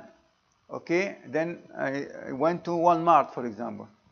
Okay, now using the credit card at the machine at Walmart is characterized as حوالة. This is exactly what has حوالة. Now, because when I get the object, I owe him the money. But I will tell him, look here, I'm going to transfer you to that big guy who's going to, take care of it. Hawala is acceptable in Islam. So there is nothing wrong. And I said in the transaction of Hawala, the creditor cannot refuse, he cannot say no. Providing that is a very big guy and is capable of paying that, okay?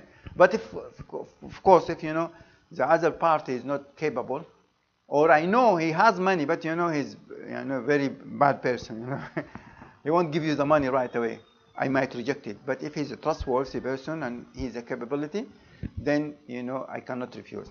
So this is Hawala. Hawala is acceptable.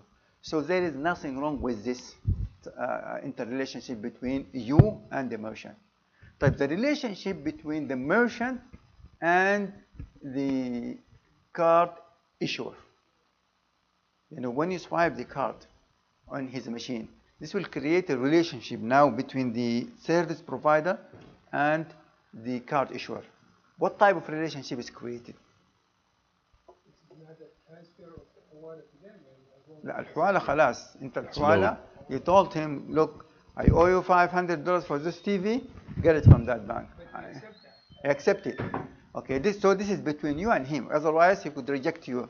Some of them say, no, I don't accept credit card. It means he rejected that hawala. So why are you concerned about the relationship between the two other? It's very important because you have already transferred that. I transferred, but there is an issue here.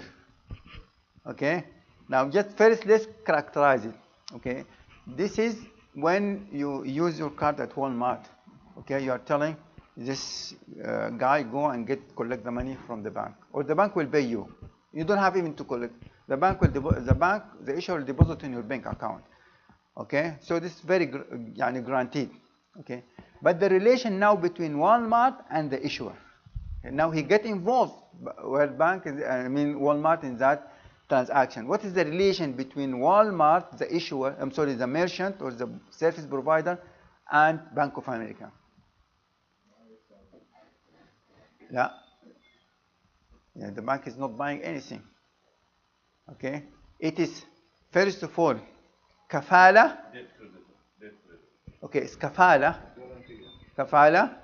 and wakala. Okay. Now look, the bank is like a wakil who get commissions, because the bank is telling everyone in the market, if you display this sign, that label says that I accept Visa, I will bring you customers will come to you, because you are using, because you put that sign that you accept credit card, so my customers will come. And this is the reality. If now Walmart stop accepting Visa card, he will bankrupt, because over 50% of the purchases is done by credit cards. Okay, so there is a benefit for the merchant of using credit cards, and this is why the bank will charge the merchant a commission, 2.5% or 3.5%. Okay, so this is acceptable because it is acceptable to get money for commission in Islam. Because you display that I accept MasterCard, Visa card, then customers will come. If you don't have that, if it's all cash only, no one will. Not no one, but you're going to lose business. Because I'm bringing more business to you, then I will charge you 3.5% or 3%. Okay? This is wakala. It's also kafala, because also I guarantee the payment of this money to you. Let him swipe the card, don't worry about the money. Okay? It's very good. There is nothing wrong with this relationship, one exception. Okay? Now, it's okay for the bank to get a commission. Okay, 3.5, 3.5%, 2.5. But if the merchant transferred this to you, it becomes problematic. You have to be very careful. Sometimes you go to a gas station, they have two prices, one for cash, one for credit. The credit price is higher. Why? Because he wants you to pay this commission. Okay? So I end up, instead of paying $100 to this computer, okay, I will pay 103, which is riba. I borrowed, $100, but I will pay it back to the bank as 1 and 3. So if he transferred, if the service provider transferred this 3% to me and asked me to pay it, it becomes problematic. This is why we have to concern about the relation between the service provider and the bank. And most of the time, be careful. Travel agents. Wait, the Muslims are forcing you to pay that. Yeah, that's wrong. That's haram. Most of the time, Yeah, because the ticket is 100. Yeah, yes. If the ticket $1,200 cash and 1,250 by credit card, this is riba. Because I'm paying more. Okay, I'll be paying my bank more. Yani, it's a clear riba. So we have to be very careful. If a gas station has two prices, one for cash, one for credit, then use cash. Don't use a credit card. So, Sheikh, there is one hidden relationship in that circle, Type. which is Visa company itself, Yes. that process those transactions and gets percentage of the in every transaction. From So- whom? From you? Like, for example, you pay annual fee. You pay annual fee sometimes. It's acceptable. So Annual fee is acceptable. some- Why? Because they hire people, to take care of your account, do things, computers. That's acceptable. Okay. So there is that aspect, and there is the other aspect that Visa as a company makes money out of those transactions by having a percentage of those transactions, and eventually enjoys on those transactions. So investing in Visa as a company and buying stock in Yes. Visa as a No, company. you cannot invest, because most of the time, they don't only make money from this 3%. They make money because the majority of people they pay the minimum, and interest, credit card interest go very high. Okay, so you cannot invest in a Visa. Does that go to the bank or to Visa? I'm sorry. Does that go to the bank or go to Visa when you delay your payment and you had It charge goes of to interest? the bank. So not to the Visa company, not to the Visa as itself. Visa charge just get a penny and the dollar for each transaction that happens, and they're out of the picture. I don't know. Look So- here. so- The card itself. Look here. Visa, MasterCard, and American Express, they're just credit card processing companies. They don't lend the money. Okay. They don't lend the money. They are making money. No. It's not halal, because they get involved in a business that involves interest. And the business, the line of business of this credit card, business is interest. Okay, and the banks who issue those credit cards, they make money from the interest, not only from the fees, or the 3% that they charge. Okay, and they want and they encourage people not to pay the full amount. They want you to pay the minimum amount. But we're not talking about the bank. We're talking about the Visa and MasterCard that process the payment Okay. only. We're not talking about. Makways, the Their purpose. business is based on the fact that people are doing business Yes. in the back. Yes. If you just couple of slides before this, we talk, you cannot deal with a bank or any riba institution in any capacity, even working as a security guard. Okay, now. I do have a comment, because as you said, if a gas station has two prices, cash and credit card, you cannot buy on credit because they charge you more money. It becomes riba. Okay. Now, as a matter of fact, every store in America, every company who provides services and offer that you can use Visa or MasterCard to buy or service from them, what they are doing, they are not paying 2.5% from their pocket. They increase the price of service and merchandise. So actually you are paying for it. But look, It whether even- you pay it cash or in credit. It's the same. Alright. But the comment I want to make, even people who are paying cash, even they are paying part of it. خلاص. So you either you pay cash or credit. So what should you do? Yeah. But you know, we have to be very careful, especially when we purchase tickets from airline agents and from travel agents. Yeah, most of the time they won't tell you. They'll tell you the price is like this, but ask him, did you add it that? They will say yes. Yeah, تفضل يا شيخ. الله يعينك.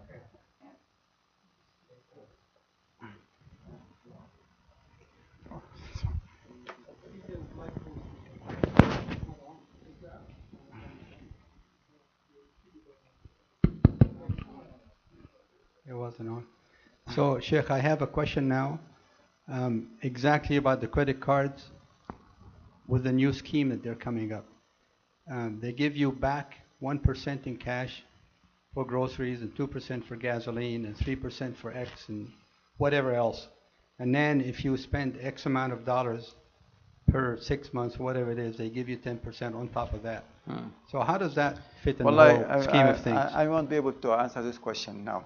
I need to, Wallahi, a brother asked me a question like this and he said, I'm going to investigate this issue and go and check exactly how the process is done in order, to get, because the scholar said, الحكم على الشيء فرع من تصوره. Okay, I need to understand the process, and how it's, I heard that a lot, but I never, dealt with it. Yeah, inshallah, I will check that, inshallah, and see how it works. And that also goes, I apologize for interrupting, guy. That also goes for frequent flyers. Yes. Frequent And flyers. points and those things, yeah. Right, they give you a credit card and they say if you spend $1,000 within the next 3 months, we'll give you 30,000 points or something like that. And there's a lot of work for us to do. I'll give you an example. How many of you have a membership card, price club card, like Costco? Is it okay to have it? Yes. It's a fee to get the service. You don't have a choice if you want to shop there. If you pay like $100 a year, okay? You pay $100, you pay $100, but the amount of merchandise you purchase is not like mine, So there's a deal, some uncertainty. You might have it in your pocket, use it or you might use it extensively. Okay, it's an issue.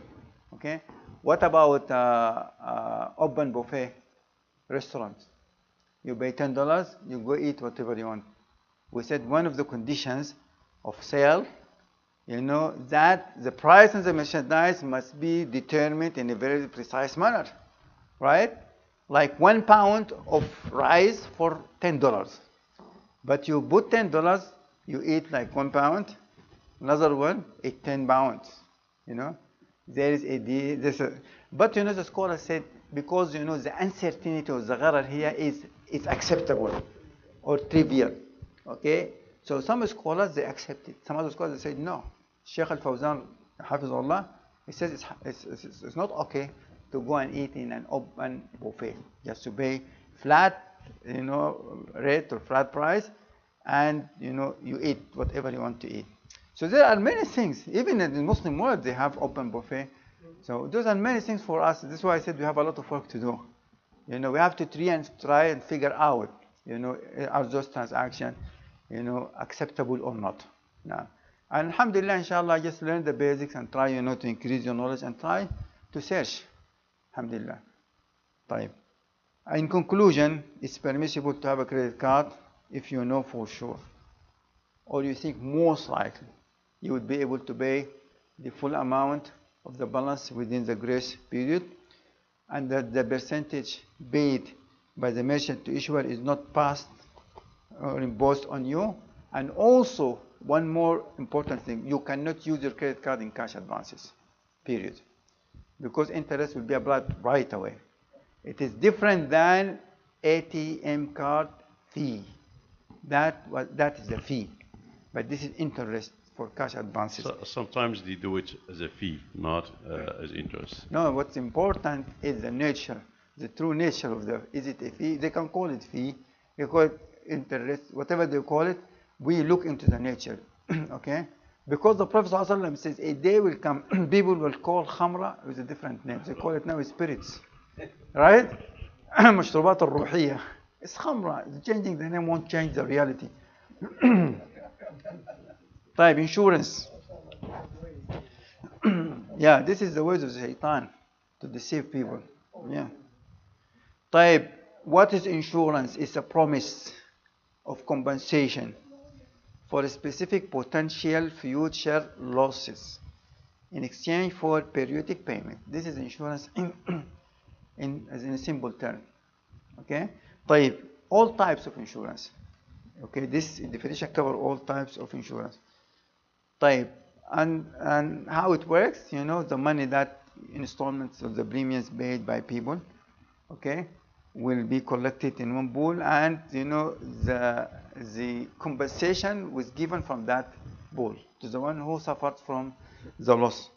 طيب, common types of insurance. First, life insurance, okay, in which a sum of money is to be paid to the family of the deceased. For example, when the insured dies, okay.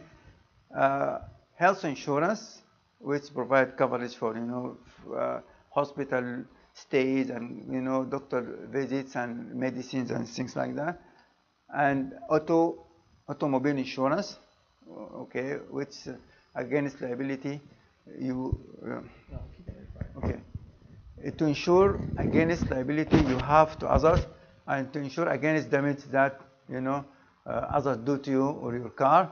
Homeowners insurance, appliance insurance, you purchase a computer, you come, you know, to pay, they will tell you, if you pay, you know, $60, $50, you have like an extended warranty, or extended warranty sold to you by the dealer. All those are type of insurance.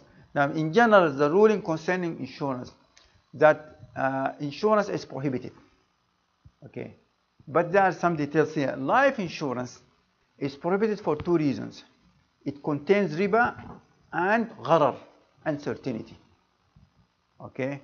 Riba, because in life insurance, the money paid to the family is far more the money paid or even anticipated to be paid by any living being.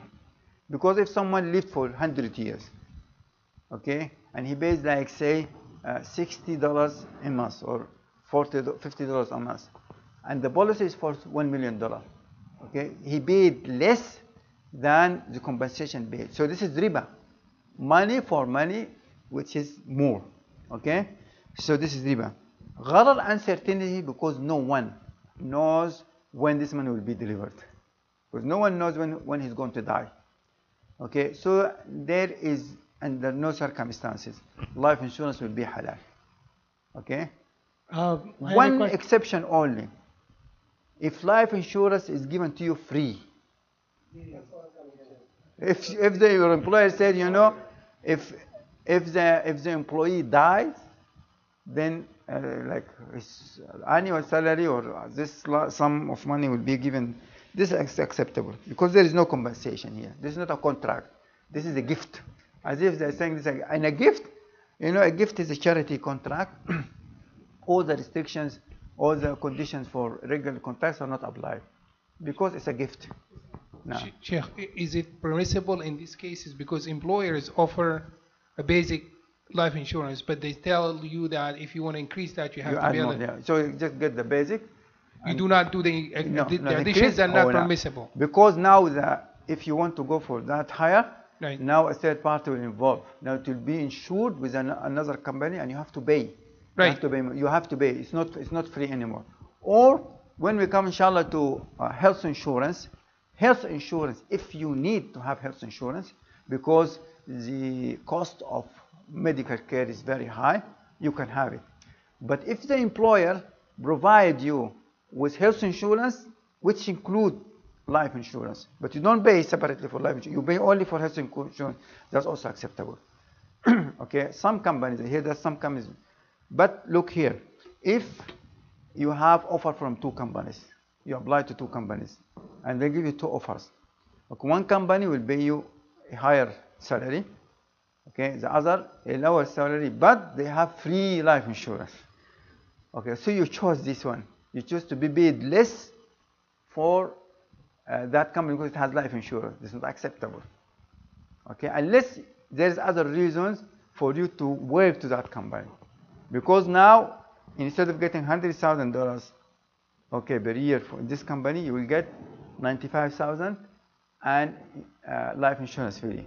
So as if this $5,000 difference is for in return of that insurance. But no, I chose that one, because I love the field that it works. I love this another thing. But merely because it has a life insurance, even this is as if you paid that 5,000 for. Wallahu ta'ala alam. But for all other types of insurance, yes, it's prohibited because it involves gharar, it's uncertainty. You might purchase insurance to your car and drive the car for 10 years without accident, or a person might just pay or just paying the first installment, he gets compensated for a total loss of his car. Okay, so there is uncertainty. Okay, so there are some exceptions for having insurance other than life insurance, like automobile, health insurance. But when the insurance is provided as a part of another contract and not as a separate contract. Okay, now you go to a dealer to purchase a car. Then the dealer will provide you with 3 years or 35,000 miles for service.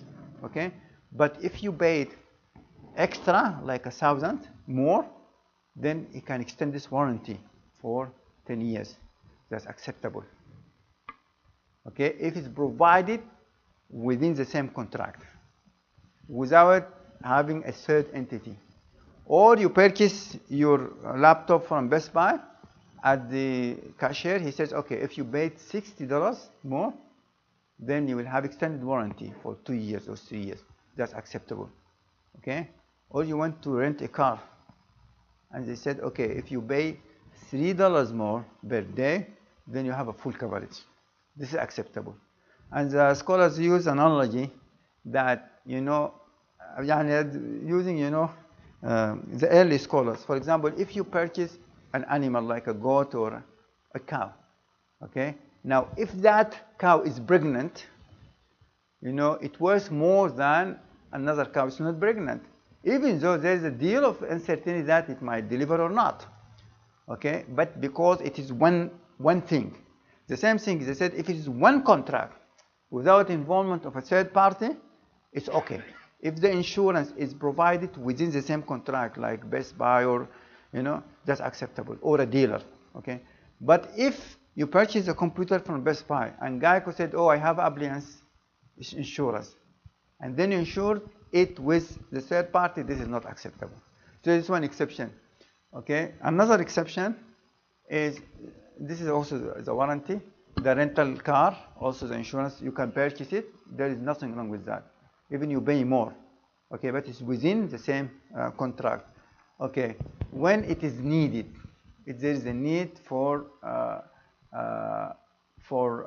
insurance, okay. And I give an example. If you live in an area, most likely the car might be stolen, okay. Of course, you need to have liability because it's a requirement, but you don't have to have full coverage.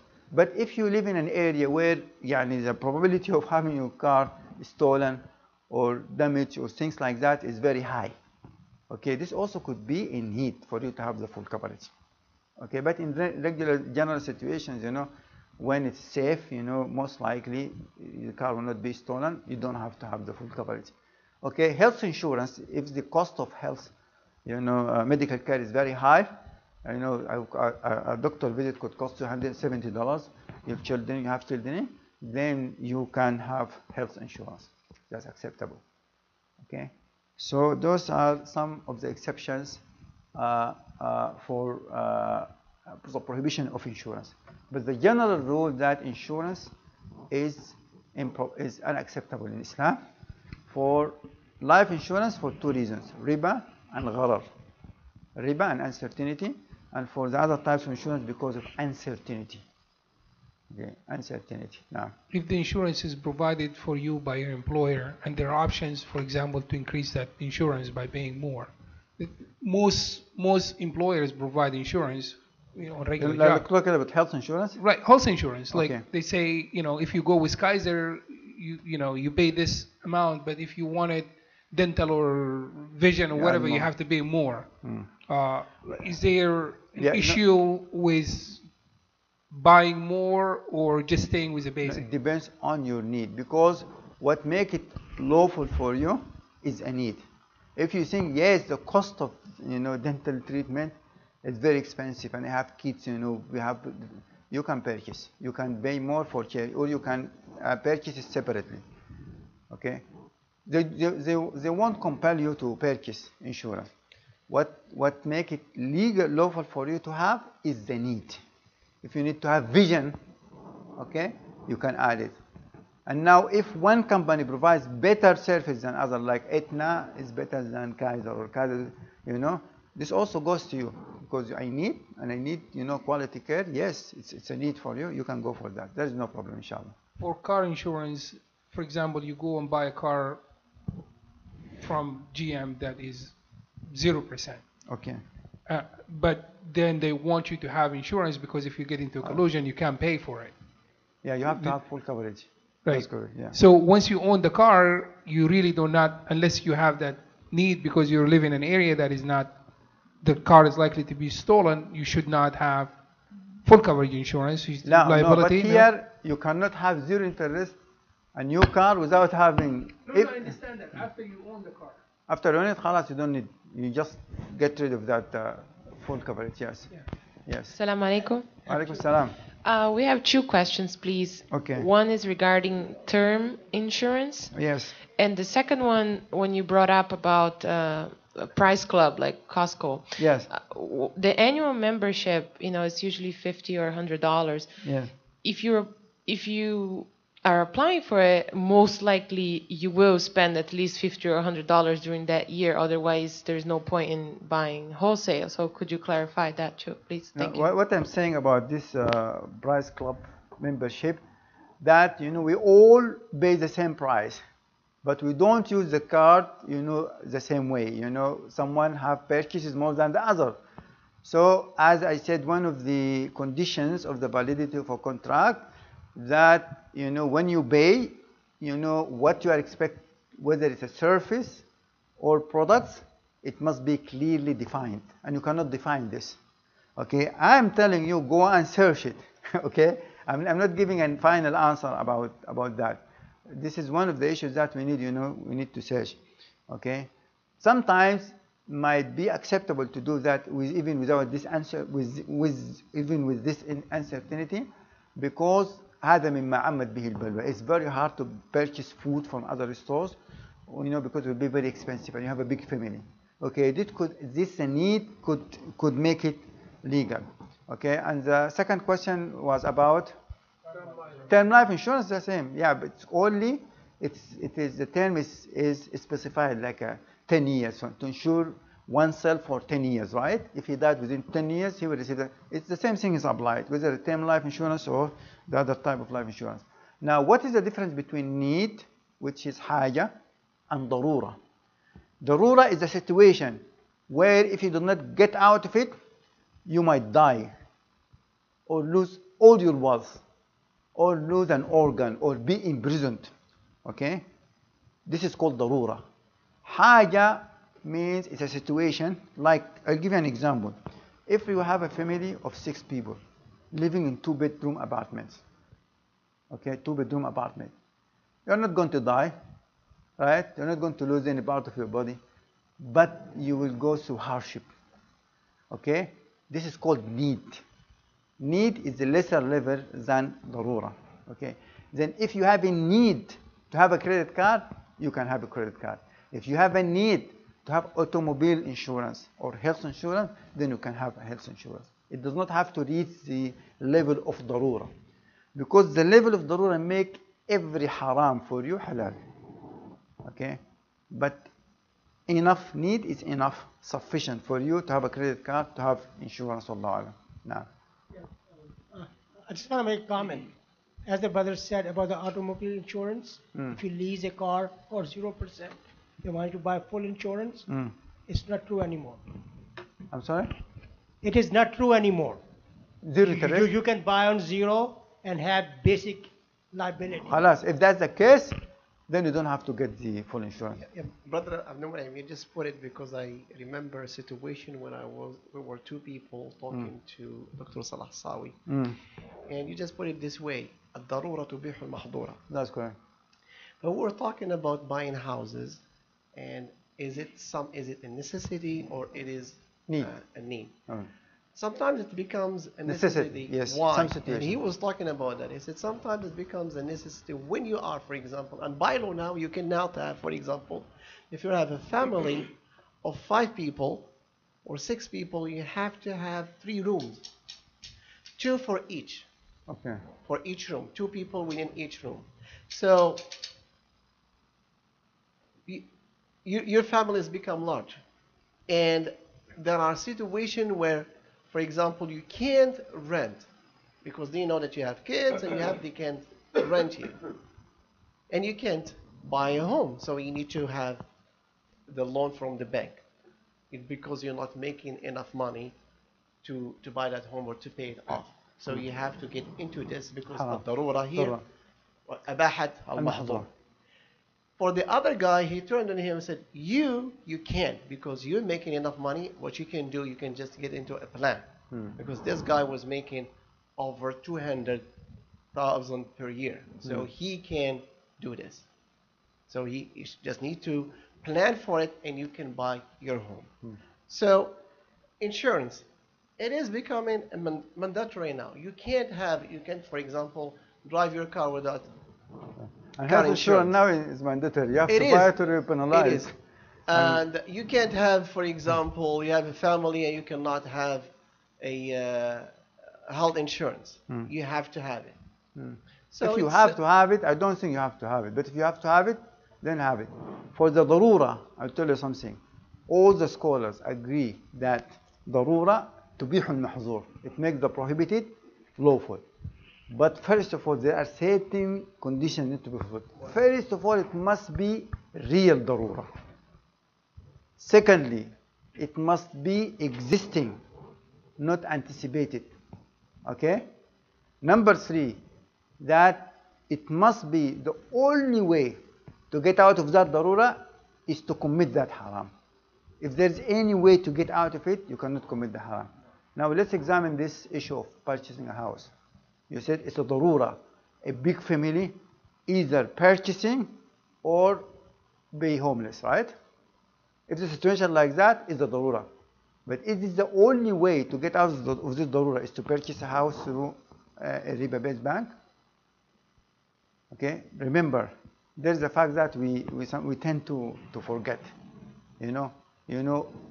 For us to live among non-Muslims, it's okay, providing that we are able to preserve our deen. Okay. Now, if you cannot live in America or even in Tunisia, if you cannot live as a Muslim, then you have to leave. You have to migrate. This is an option. But if there is no way for you, either here, being homeless, or like before, like in Libya, for example, some brothers from Libya, if they go back during Qaddafi time, they might be killed, and they have big families in here. So many scholars, they gave them, the permission to go and purchase houses through the riba-based bank, because either living here, or if you go back to Libya, he will be executed. This is darura, because the only way for him to get out of the delay is to purchase. But if I can manage to live back in Pakistan or Sudan or Egypt without getting in riba, then I have to leave. Okay. You can also buy, rent a house. You can rent a house, yeah. If you can afford to rent a house, you don't have to rent You might refuse because of a big family. You have 10 people, living in, yeah. But anyhow, if it is darura, and the only way to get out of that darura is by the commission of that haram, then you are allowed to commit it. الضرورات تبيح المحظورات. نعم. Assalamu alaikum, brother. وعليكم السلام. How do we determine the mortgage companies, the Islamic banks are following the Sharia if we decided to go that route? طيب, this is very good question. Not only apply to Islamic banks, everything in Islam. You could either be a person who can tell by yourself, okay? Like for example, if there is two different opinions, if you are a scholar or a student of knowledge, and you can tell by studying the two opinions which one of the opinions are stronger, then you should do that. If not, Allah subhanahu wa ta'ala says, فَاسْأَلُوا أَهْلَ الذِّكْرِ إِن كُنتُمْ لَا تَعْلَمُونَ. If you cannot tell by yourself, then ask the people of knowledge. Is this transaction is in compliance with Sharia or not? Like we have now, alhamdulillah, 5 or 6 organizations claiming that they have Sharia compliance way to purchase homes. Okay? If you can tell by yourself by studying contract, then you should do that. Otherwise, you should ask those who know. Okay? Is this contract of this company is in compliance with Sharia or not? And this is a general principle, whether it is purchasing a home or any fiqh issue. If you are confused which way to go, you cannot tell by yourself, then you should ask those who know. Wallahu ta'ala alam. طيب. سعدي معلش, we want to change. No. Okay. No, let's see, I'm holding the microphone now. Sheikh, I have a question about, from a preference standpoint in Islam. Is it preferred to have, or is there a difference between a debit card and a credit card? A debit card and a credit card. There's a big difference. A debit card, when you use it, the money is taken right away from your bank account. No, I understand that. I'm talking about from an Islamic standpoint. If we comply with all the rules that Islam allows to have a credit card. Okay.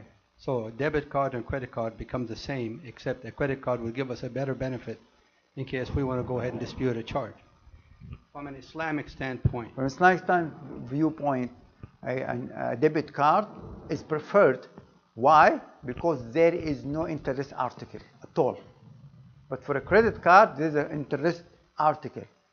If you fail to pay within a grace period, a penalty will be interest will be applied. Okay? So the presence of that condition or that article render the contract as invalid. But when we discussed the issue, we said, if you need a credit card and you think most likely or surely that you will be able to pay off all the balances within the grace period, you can have it.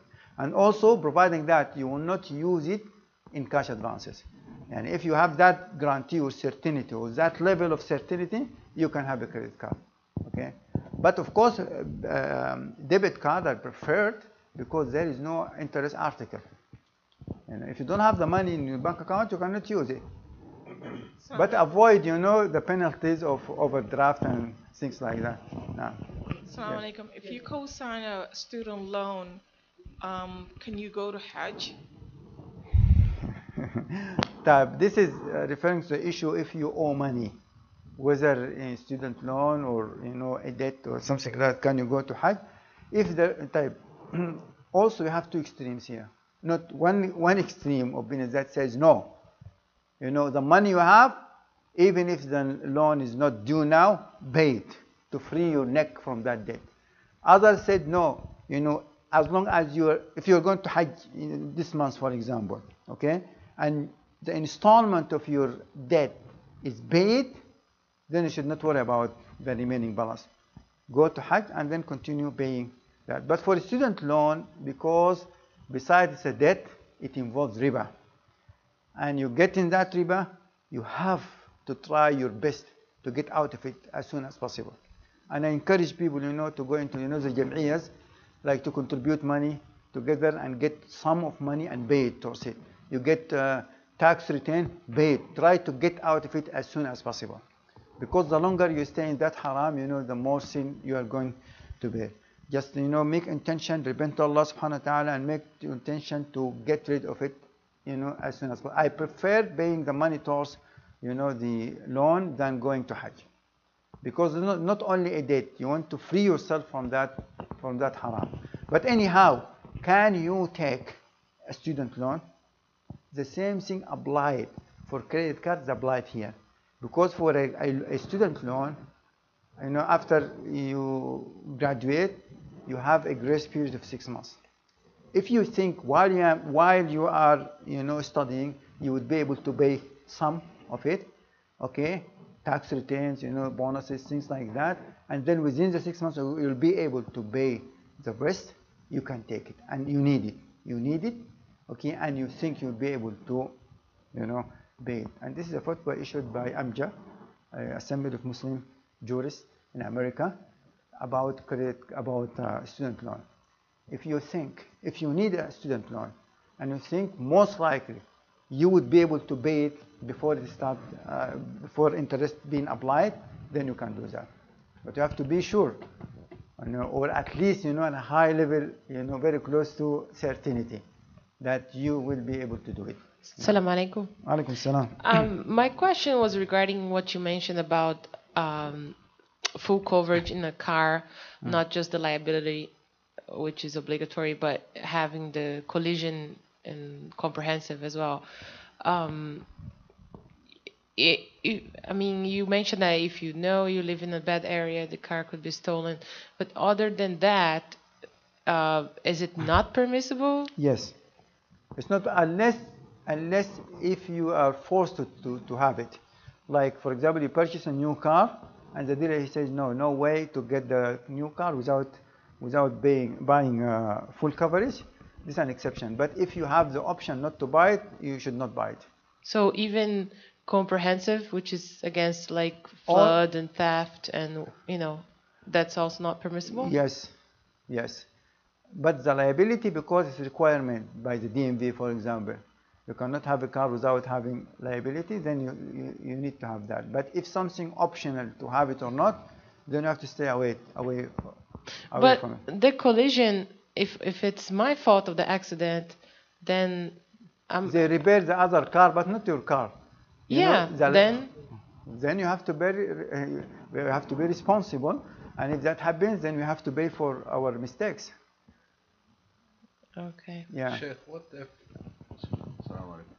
if one of these big banks decided to open a branch and make it Islamic way, Sharia? And we know that the funds are coming from the mother bank. Is it halal then to deal with them? Yeah. You should not worry about the transaction that you are dealing with. But the other guy, who provided that service, where did he get that money from? Unless you contributed to, that process of bringing that wealth or that money to that individual. Okay? But as long as the transaction between you and the bank is halal, then that's acceptable. You should not worry about where did you get the money from.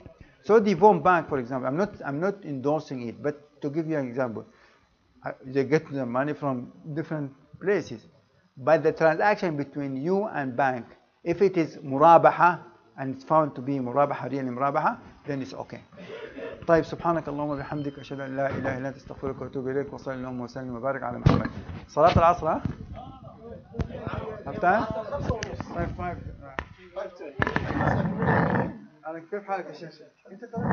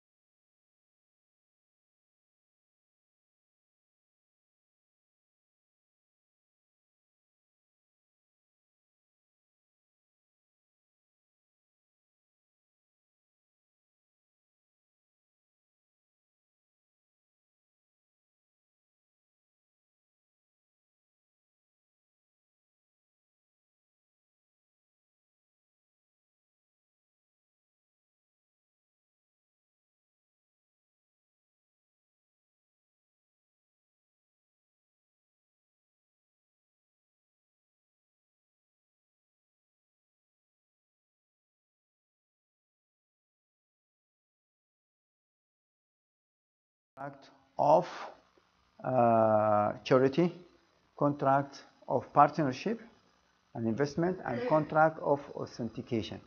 Okay, so this is the third or the fourth, depending on how you list them.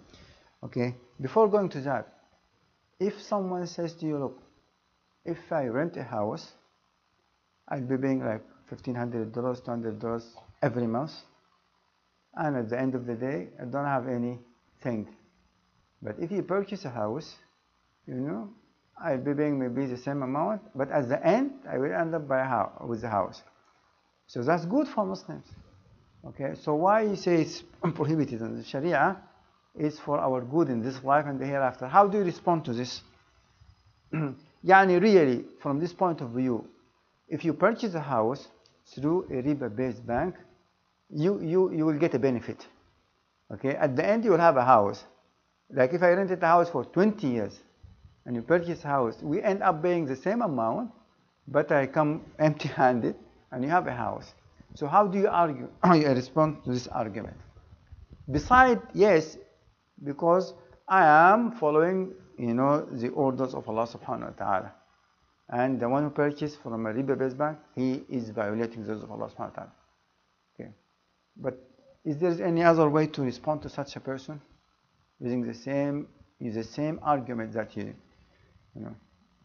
Now this person is talking about the personal benefit. But Islam looked to the global picture, the whole system. Riba is disastrous. Okay, so you purchase a home, you are contributing to this disastrous system. You know what happened, like when millions of people, lost their, retirement money, when they have that, tsunami, look to the global picture. Yes, for individuals they might have some benefits, but there's a great harm. Riba is a form of injustice. Okay, so you have to have this in our mind. We should not just look to ourselves how much benefit. Look to the whole picture, and Islam looks to the whole picture. Besides, it's a prohibition. It's prohibited to do that, whether there is material gains or not. We worry about the reward that we'll get in hereafter, and also we worry about the punishment. We don't want to be punished in the hereafter. Unit 6 is about contract of sharika or partnership. We have two types of partnership. We have the trading partnership and we have agricultural partnership. Now for the trading partnership is subdivided into mudaraba and musharaka or shiraka. Okay? For the agricultural partnership is divided into muzara'a and musaqa and mugharasa. Inshallah, for those three types of partnership, it is some way look like mudaraba, okay, or musharaka. But for muzara'a, mugharasa, and musaqa deals only with agriculture. This is why the scholars group them in that group. Okay, but the principles are very close. Okay, so inshallah we're going to spend more time on trading partnership and less time on describing those. Okay.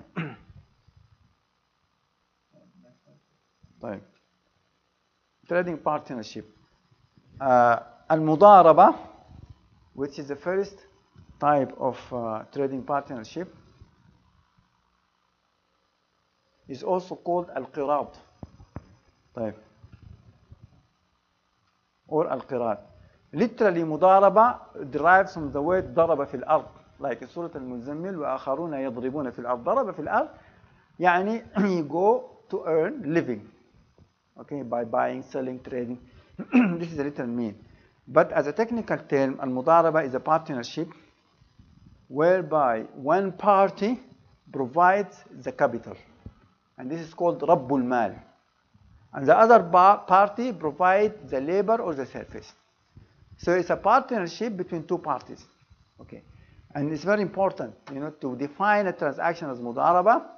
We need to have one party solely provide capital, no labor, and the other party provides only labor or service. no money, no capital should be provided. This is what make a transaction as mudaraba. Okay, inshallah we'll go through the different types of mudaraba and the different conditions for mudaraba. طيب رب المال, this is the one who provides the capital, and al-mudarib, this is the labor, or the one who provides labor. طيب. Now, in this partnership, the profit will be distributed, the profits will be distributed among the two partners according to the agreed on ratio. It must be a ratio or percentage, not a fixed amount. You cannot get into a mudaraba contract telling him, okay, go ahead, use this $100,000 in mudaraba and you'll get 10,000. This is improper. This is ijara.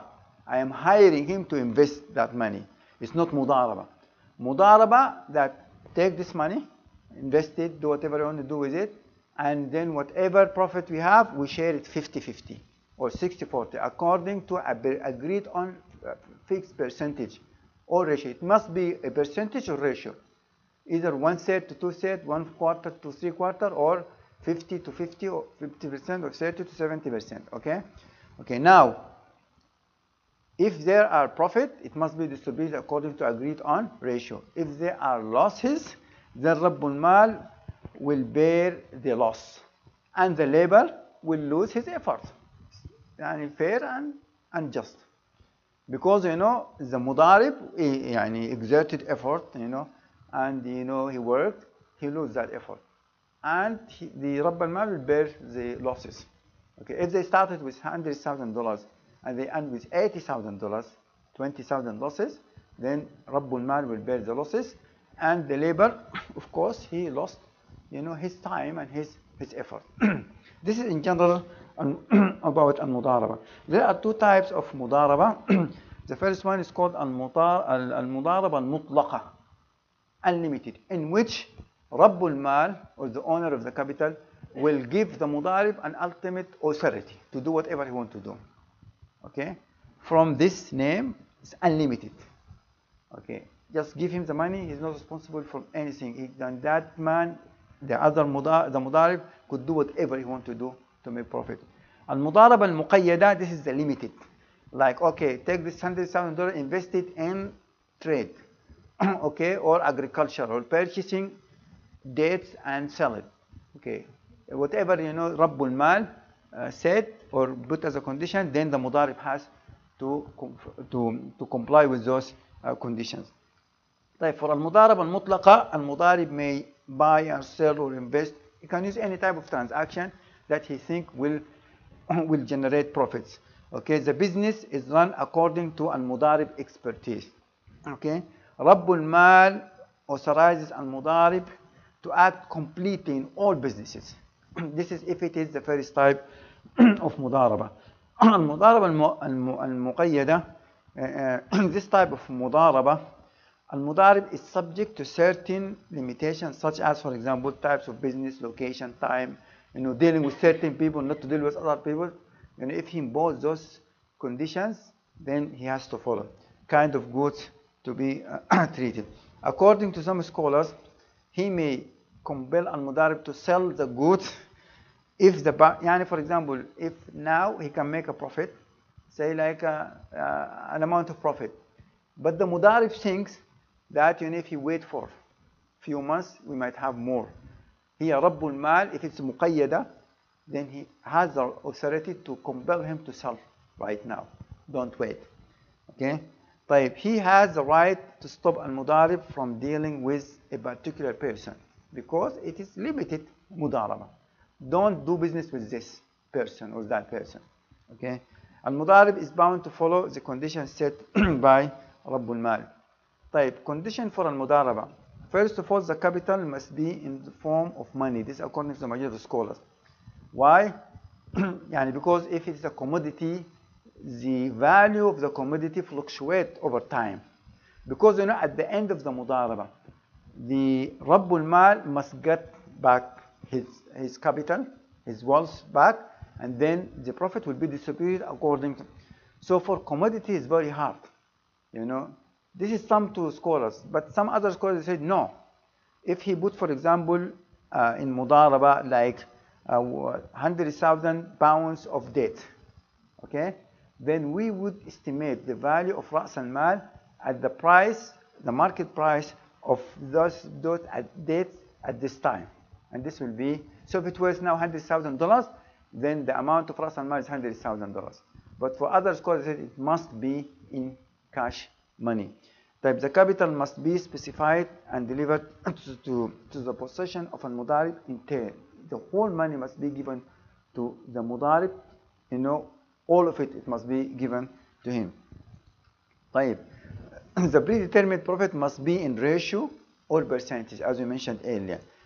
If al-mudaraba is confirmed without the two parties specifying a ratio, like they do not mention the ratio of the distribution of the profits, then the profits must be divided equally.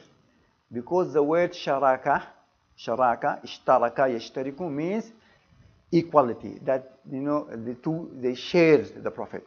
So they would share it exactly 50-50. If they do not mention that in the contract. The contract is correct, but the profits will be distributed equally between them. But of course, if they mentioned or stated the ratio, then they should go by that ratio. When al-mudaraba is confirmed, al-mudarib becomes a wakil, because now he has the capital, and then he acts like an agent or representative of Rabbul Mal. Okay? And he's entrusted with the money. Why we are mentioning this? He's entrusted. So if the capital is damaged or lost without negligence from his part, he's taking care of it, but it was due to a natural disaster or something like that, he lost everything.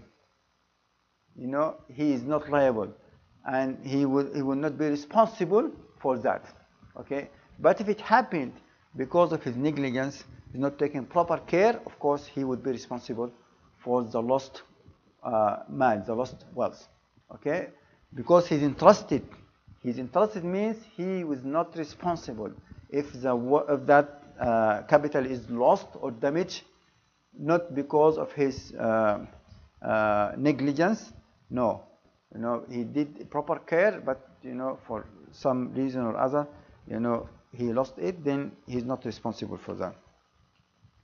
The profits cannot be distributed until the losses have been written off and the equity of Rabbul Mal has been fully restored.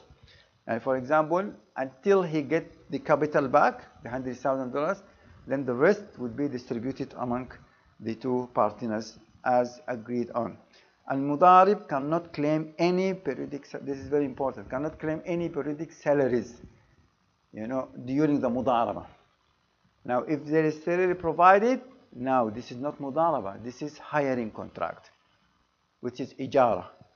For Mudaraba, he must not receive any compensation. And also Rabbul Mal must not put any effort, no labor, no at all. Okay? For Mudaraba, he only provides the capital and the other party provides the labor. Al-Mudaraba is terminated when a fund of Al-Mudaraba has been exhausted, of course, then it will terminate it automatically. The death of Al-Mudarib, not Rabbul Mal. Okay? The death of Al-Mudarib will terminate the Mudaraba at any time. Any of the two parties of the Mudaraba can terminate it. Okay? There is some exception that if the termination of the Mudaraba at that time will result in a harm, then that cannot be happen. Cannot be done. The only condition is to give a notice to the other party, to give him a notice in advance that I am going to go out of this business of this Mudaraba. If all the assets of Mudaraba are in cash form at the time of termination, some profit has been earned, then the profits will be distributed according to the ratio.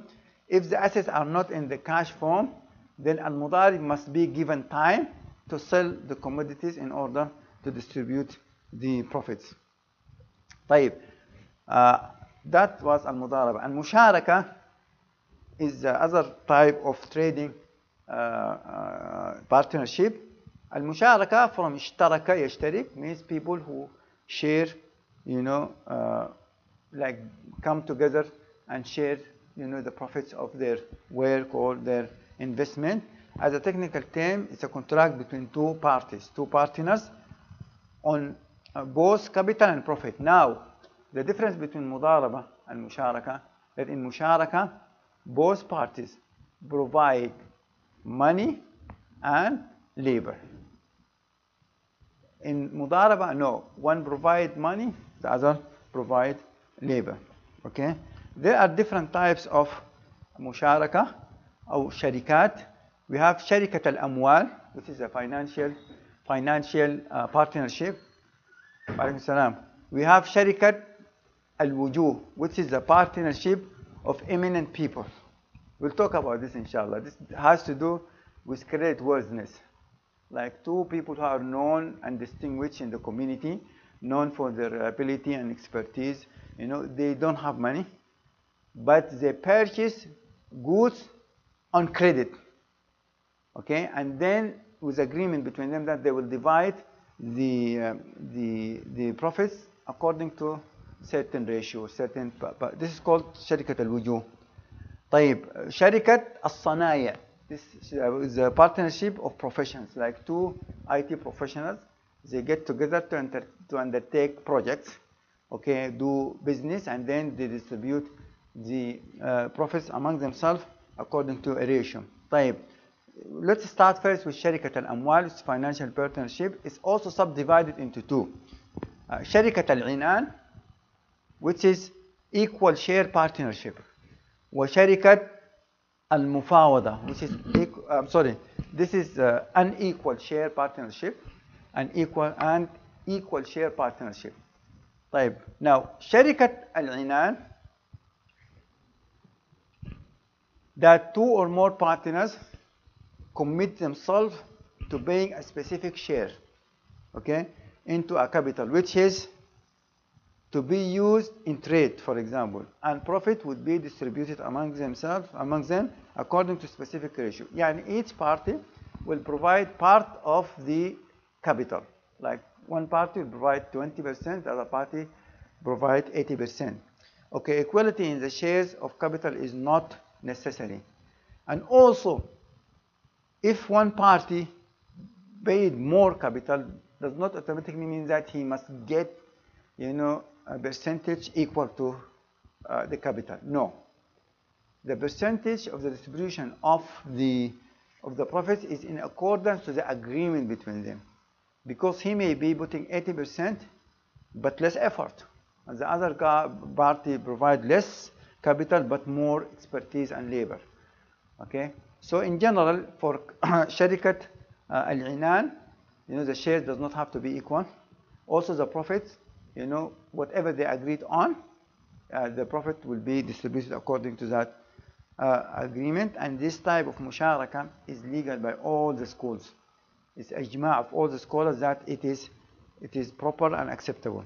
طيب, sharikat al-mufawada, this is a controversial issue, which is the equal share partnership, that each and everyone provide an equal amount of capital and will receive an equal amount of profits. Now, Imam al-Shafi'i did not accept this. Shafi'i and also the Hanbali school. الشافعي يقول إن لم تكن شركة المفاوضة حرام فما أدري ما الحرام. Okay, because in his opinion that it is very hard to conceive that people will do exactly the same effort. Okay, this is, it's very hard. Yes, they can provide an equal capital, but when it comes to the, one must be doing more than the other. Okay, so he thinks it's unacceptable, and you cannot, distribute the profits equally between them. Because they are doing different, exerting different effort. But for the Hanafis, they accepted this type of sharaka, which is sharikat al-mufawada. So sharikat al-amwal is when the partners, provide capital and Also, they provide labor and services, and then they distribute the profits among themselves in accordance to an agreed ratio or percentage. طيب, that was the first type of financial partnership. The second type is the شركة الوجوه or eminent people partnership. In this type of musharaka, two partners who have no capital to use. Here there is no capital involved, and they are distinguished and well known in the community, so the creditworthiness is high. Come together and agree to enter into partnership in trade or investment by purchasing goods and merchandise on credit and selling them in cash, and then they would distribute. They agree to distribute the profits among themselves according to agreed on ratio, like 40-60 or 50-50. Okay, this type of partnership is called sharikat al-wujuh. Okay, here there is no capital involved. Okay, and I mean the capital comes after, because of the trustworthiness of creditworthiness, they can borrow money to purchase goods and then sell it or invest it, and then they distribute the profits among themselves. طيب, scholars differ regarding this kind of partnership. For the Hanafi and the Hanbali, they find it as valid. The Malikis and the Shafi'i rejected this kind because they said partnership must involve either capital or capital and labor. And here, there is no capital provided. Okay, but if you think about it, the capital is there. It's not, available at the time, but because of the creditworthiness, they can borrow money. Okay, or purchase. People trust them, so they can purchase goods on credit and then sell it on in cash, and then get the profits after that. طيب, شركة الصنائع is the third type of financial partnership. Here also there is no capital involved. This is why it's called the شركة الصنائع, or the partnership of profession. Here we have two professionals or more.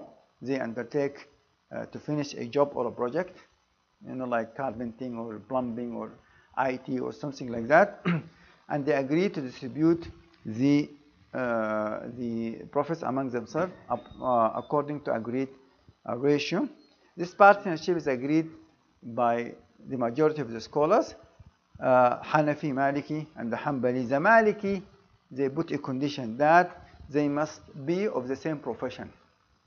يعني two IT professionals, two carpenters, For the others, they said no. They can be two different. One is a painter and the other is a carpenter. They take a job. I take care of the painting, you take care of the carpenting. But whatever profits we got, we have to distribute according to such and such ratio.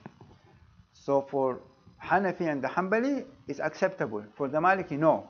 They must be of the same profession. Okay?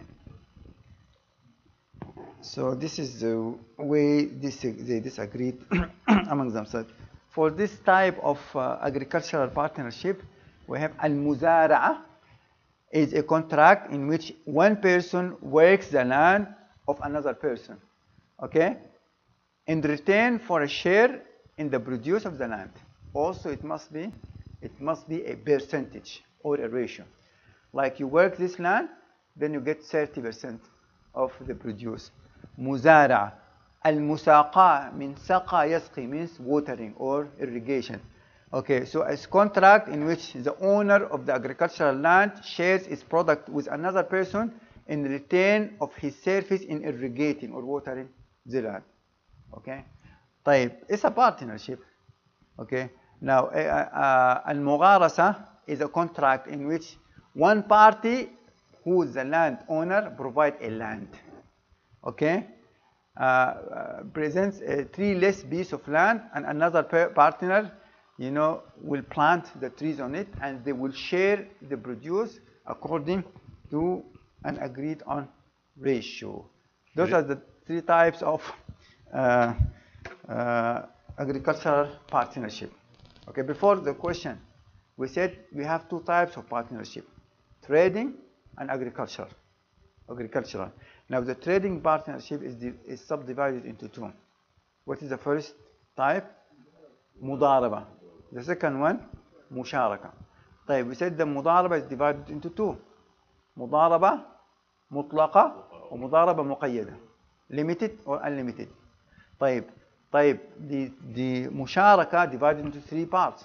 We have the financial partnership. We have شركة الوجوه, right? Partnership of eminent people. And we have شركة الصنايع, which is a partnership of profession. طيب, go ahead. Yeah, just one clarification. The last one we were talking about the agricultural agreements.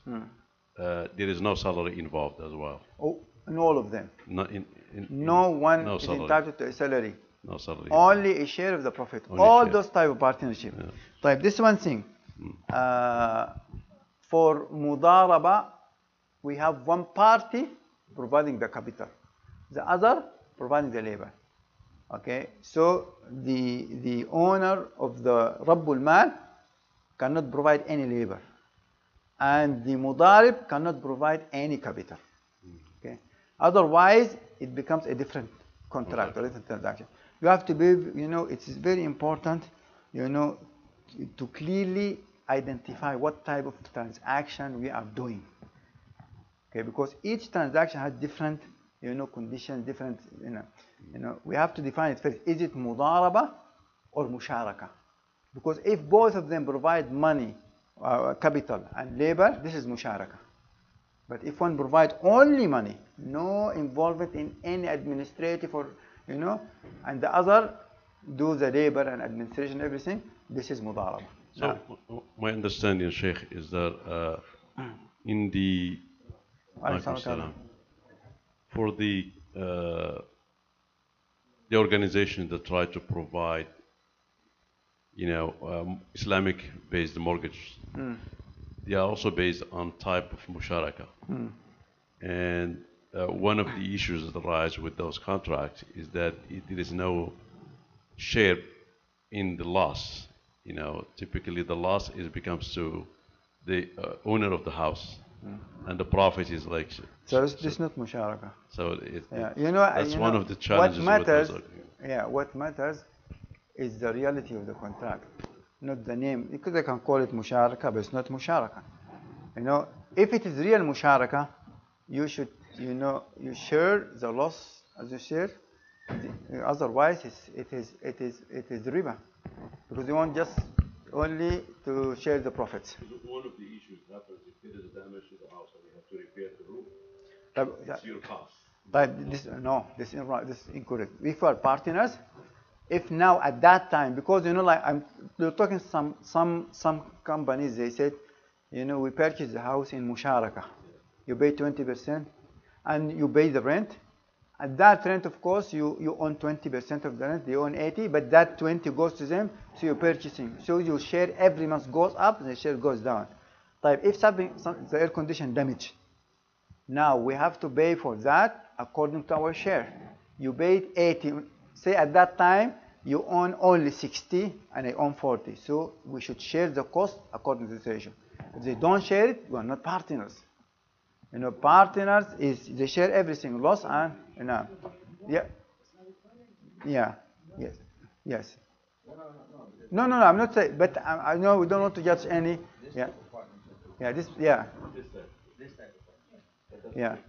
But real partners, they share everything. Yes. So, I have a question about muzara. So if you have a piece of land, let's say you have olive trees on it, and then the way they deal with it normally is you either come and bring someone and he buys the crops while they're on the tree, and then he takes care of them for a certain price. So you walk the land. Certain price. Well, you walk the land, and you say, for example, this tree has 50 kilos of olives. I'm sorry? It's called al-kharras. Right. Right. Does the landowner have the right to have some taqeed by saying, for example, I want you to pick the olive in a specific way. You can't just beat the tree up, say, with a stick. Yes. He can do that. Yes, of course. Okay. Yeah. Yes. Jazakallah Like if he if he fixed, he said, okay, you do this for $1,000. This is not muzara. No, he's hiring them. Yeah, this hiring. Yes, it must be only percentage from the profits or the produce of the land. Because I've seen some disagreements come up in issues like this, because they start to beat the tree, and next season they don't get any crops. Yes. طيب, lastly, inshallah, I'm going to talk about the contract of authentication, which is عقود التوثيق, very briefly. Okay, there are 4 types of عقود توثيق. Okay, the first one is called الرهن or mortgage, and this is when and this is to assure creditors that the money will get back to them. Okay, and this is very good for the economy. Okay, to encourage creditors to lend money or to invest money. Okay, so الرهن is the first type. Inshallah, just I'll go through them briefly.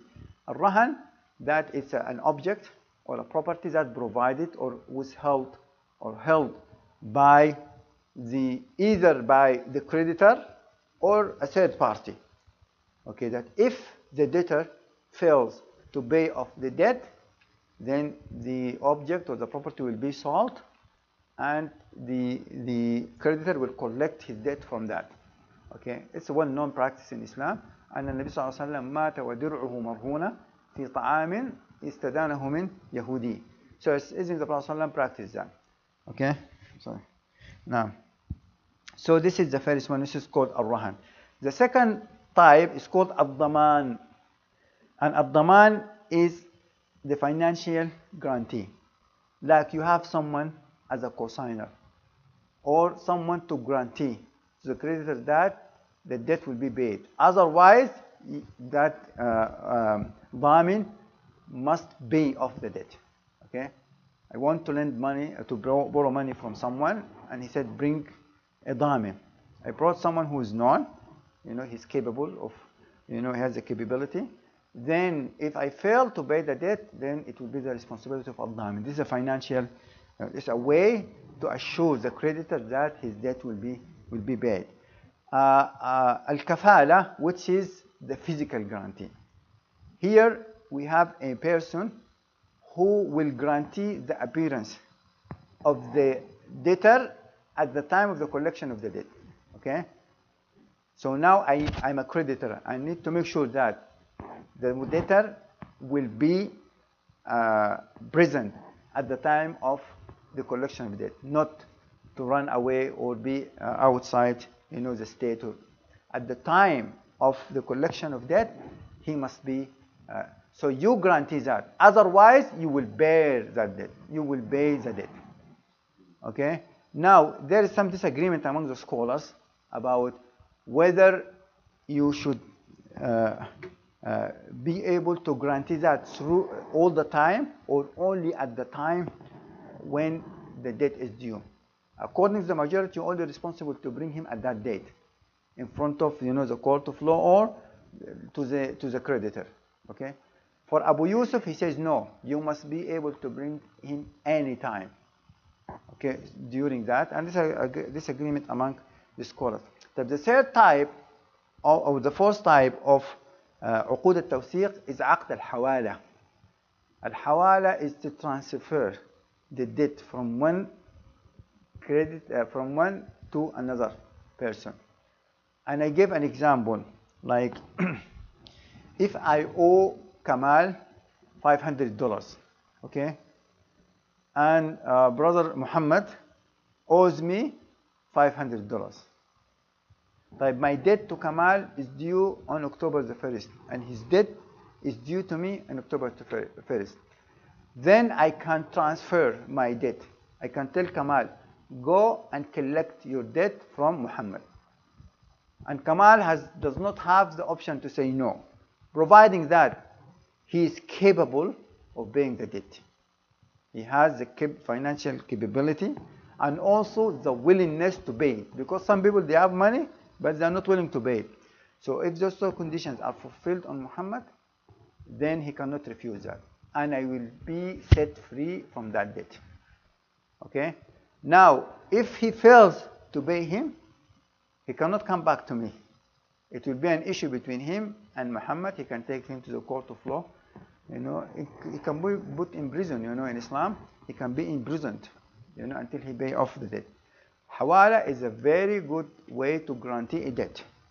Okay, so those are the major four uqud of tawthiq that made to assure the creditors that the debt will be paid off or to authenticate a contract. Okay, تفضل يا كمال.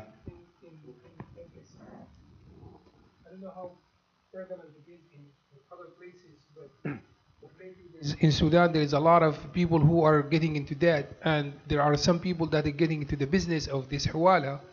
Let's say that I owe you $500 and you have problem collecting it from me. Somebody like Ahmed would come and say, I'll buy that debt for 400. لا لا لا لا هنا for hawala is done, Actually they practice that, subhanallah, and I've heard a lot about that. لا شوف الحوالة أركان الحوالة لا لا لا لا الحوالة, look, you are transferring a debt from one creditor to another creditor. Exact amount, yes, exact time. If you owes me $300 and I owe you $500, it's not a valid hawala. Okay, you can refuse, but if it's exact amount and we checked him, he's capable and willing to pay it, then you cannot say no, and I automatically will be relieved. It does not have to be solved in a court of law. Once I transfer you to him and he's capable and willing to pay it, then khalas, I'm set free from that, and then it will be between you and him. Yeah. So I have a question, I think, and the first one, the rihan. Al-Rahan. Because the challenge, and I think my understanding from the beginning is that when you enter into a transaction, the elements you're transacting with have to be equivalent. Yes. So if you rihan or rahan, I keep saying rihan, but rahan is so how do you guarantee that? Because I give somebody something that worthless, maybe worth more or worth less, or over time. Worth more is okay, but not worthless. Oh, worth more is okay. Yes, and okay. You can use one property for many rahan if it worth more. Like if I owe you say $5,000, okay, and the house was like $10,000 or $15,000. I can use it in more than one rahan because the value of that house can cover your debt and his debt too. So so we do rahan for. You need to have an appraisal, of course. It's done in a very professional way. You do rahan for a period of time. Oh yeah, of course. But the value of that house can go down over time as well. So and you have 3 or 4 rahan on that house. Because this problem actually happens in Morocco. I'm talking about real issues here. It could be an issue. because people use that a lot, rahan of their house because they need the money, and they do it multiple times, and the value of that house goes down with economic crisis, and then they have probably more money or people than the house, and they just run away. At the end it goes back to the creditor if he accepted the deal. And he must do his homework and see if it's worth, the rahan worth or not. If it's not, I won't be willing to lend you the money. At that point it does, but over time it changes. That's the problem. This is the nature of business. As I said, even in a regular investment or trade, you expect, to lose, you expect to. This is the nature of business. But most of the time, investors, they know, also can they anticipate, whether the prices goes down, whether this property is a good rahan or not. Okay. Wallahu ta'ala jalla ala. Just one last question there. All transactions in Islam involve only the people who enters into that transaction, right? I'm sorry? All transactions in the Islamic way involves only those people who enter into those transactions, or extends beyond, like, to your kids, to your inheritance, to your. It depends. Because Brother Kamal mentioned this, the Hanafis defined mal as only tangible things. Okay, like gold, silver, cattle, properties كده. منفعة, like منفعة is the right to enjoy, or using something or a property belonging to somebody else, like renting an apartment. According to the Hanafis, manfa'a cannot be inherited. Like if someone rented an apartment and then he died, then his children are not entitled to continue in that. The contract will be terminated by the death of either of the two, the owner, or because according to them that benefits or manfa is not inherited. For the majority of the scholars, they consider it as mal. They said, okay, it continue and his kids, can also inherit that. Now, so it depends, but according to the majority, yes, even the manafi' could be inherited by one's kids. Now, Wallahu ta'ala ajallu alam. This is just like as an introduction to business transaction in Islam. Inshallah, when you go back and read on the handout, inshallah, you'll get a lot of information. And inshallah, I hope this might encourage you, to learn more about it, inshallah. There are very good articles written specifically about very specific issues. Like, for example, not an issue like mudaraba, which is a broad issue. Even the specifics of the mudaraba, you'll find papers, PhD, thesis or master's thesis, talking about those individuals. Like, for example, the sale of non-existing items. This is a subject that is, if, inshallah, just go and search it. Is it acceptable? Especially in Arabic. There's a lot of literature, of course, in Arabic. Like بيع المعدوم, حكم بيع المعدوم. There are very good articles about that. Can you tell us at the end where we can, for the audience, where they can search? The course. No, there is a Tuba University, which is in BG County, Prince George County in Maryland, which one part of Dar es Salaam project. They have Tuba University. I teach this course. It is a course that lasts for the whole semester. It's about 16-week course, but now we condense it, without going into the details of this. Usually over there we discuss all the different opinions of the scholars, and we'll try to figure out which opinion is the stronger. But here it's very condensed, condensed course. والله تعالى جل وعلم. سبحانك اللهم وبحمدك أشهد أن لا إله إلا أنت أستغفرك وأتوب إليك وصلى اللهم وسلم وبارك على محمد. جزاكم الله خيرا. Assalamu alaikum. Walaikum assalam. Regarding the question about the student loan, if there's a co-signer on a student loan and the student is still in school, so they are not making the payments yet, can the co-signer go for Hajj, or are they considered in debt? And as I said, regarding debt, that if the debt is not due now, of course you can go to Hajj, as long as it's not due now. But as for the student loan, as I said, because it's a loan that involves riba, I would say don't go to Hajj. Take this money and pay it towards the loan. Okay, to set yourself free from getting involved in riba. And if you have $5,000, pay it towards payment of that loan. If you get involved in a student loan, you have to repent to Allah subhanahu wa ta'ala, because you get in an illegal transaction, and then you have to work your way out of that. Try to as soon as possible to get out of that, inshallah. Now, Wallahu ta'ala jallu alam. So pay it and leave Hajj until you are free from that riba based loan, then you can go to Hajj, inshallah. Assalamu alaikum. Alaikum salam. Quick question. If you are lending money to another Muslim, depending on the amount, do you have to do a written contract or no? No, you don't have to, but you are recommended to do that. Because Allah subhanahu wa ta'ala says, يَا أَيُّهَا الَّذِينَ آمَنُوا إِذَا تَدَايَنْتُمْ بِدَيْنٍ إِلَىٰ أَجَلٍ مُسَمًّى فَاكْتُبُوهُ.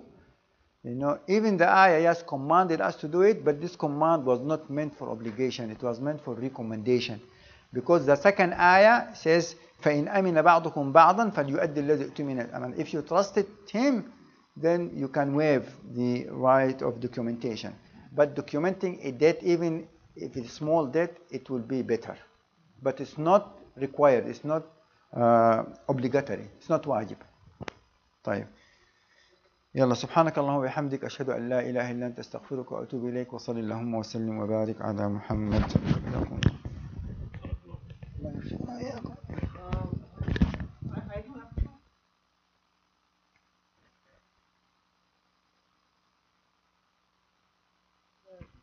Student loan, because I know it's riba, it's not allowed.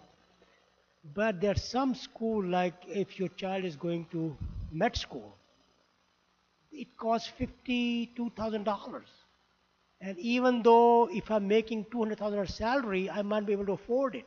So either the choice is either he goes to medical school or he takes borrow the money and go to medical school. So it's either or.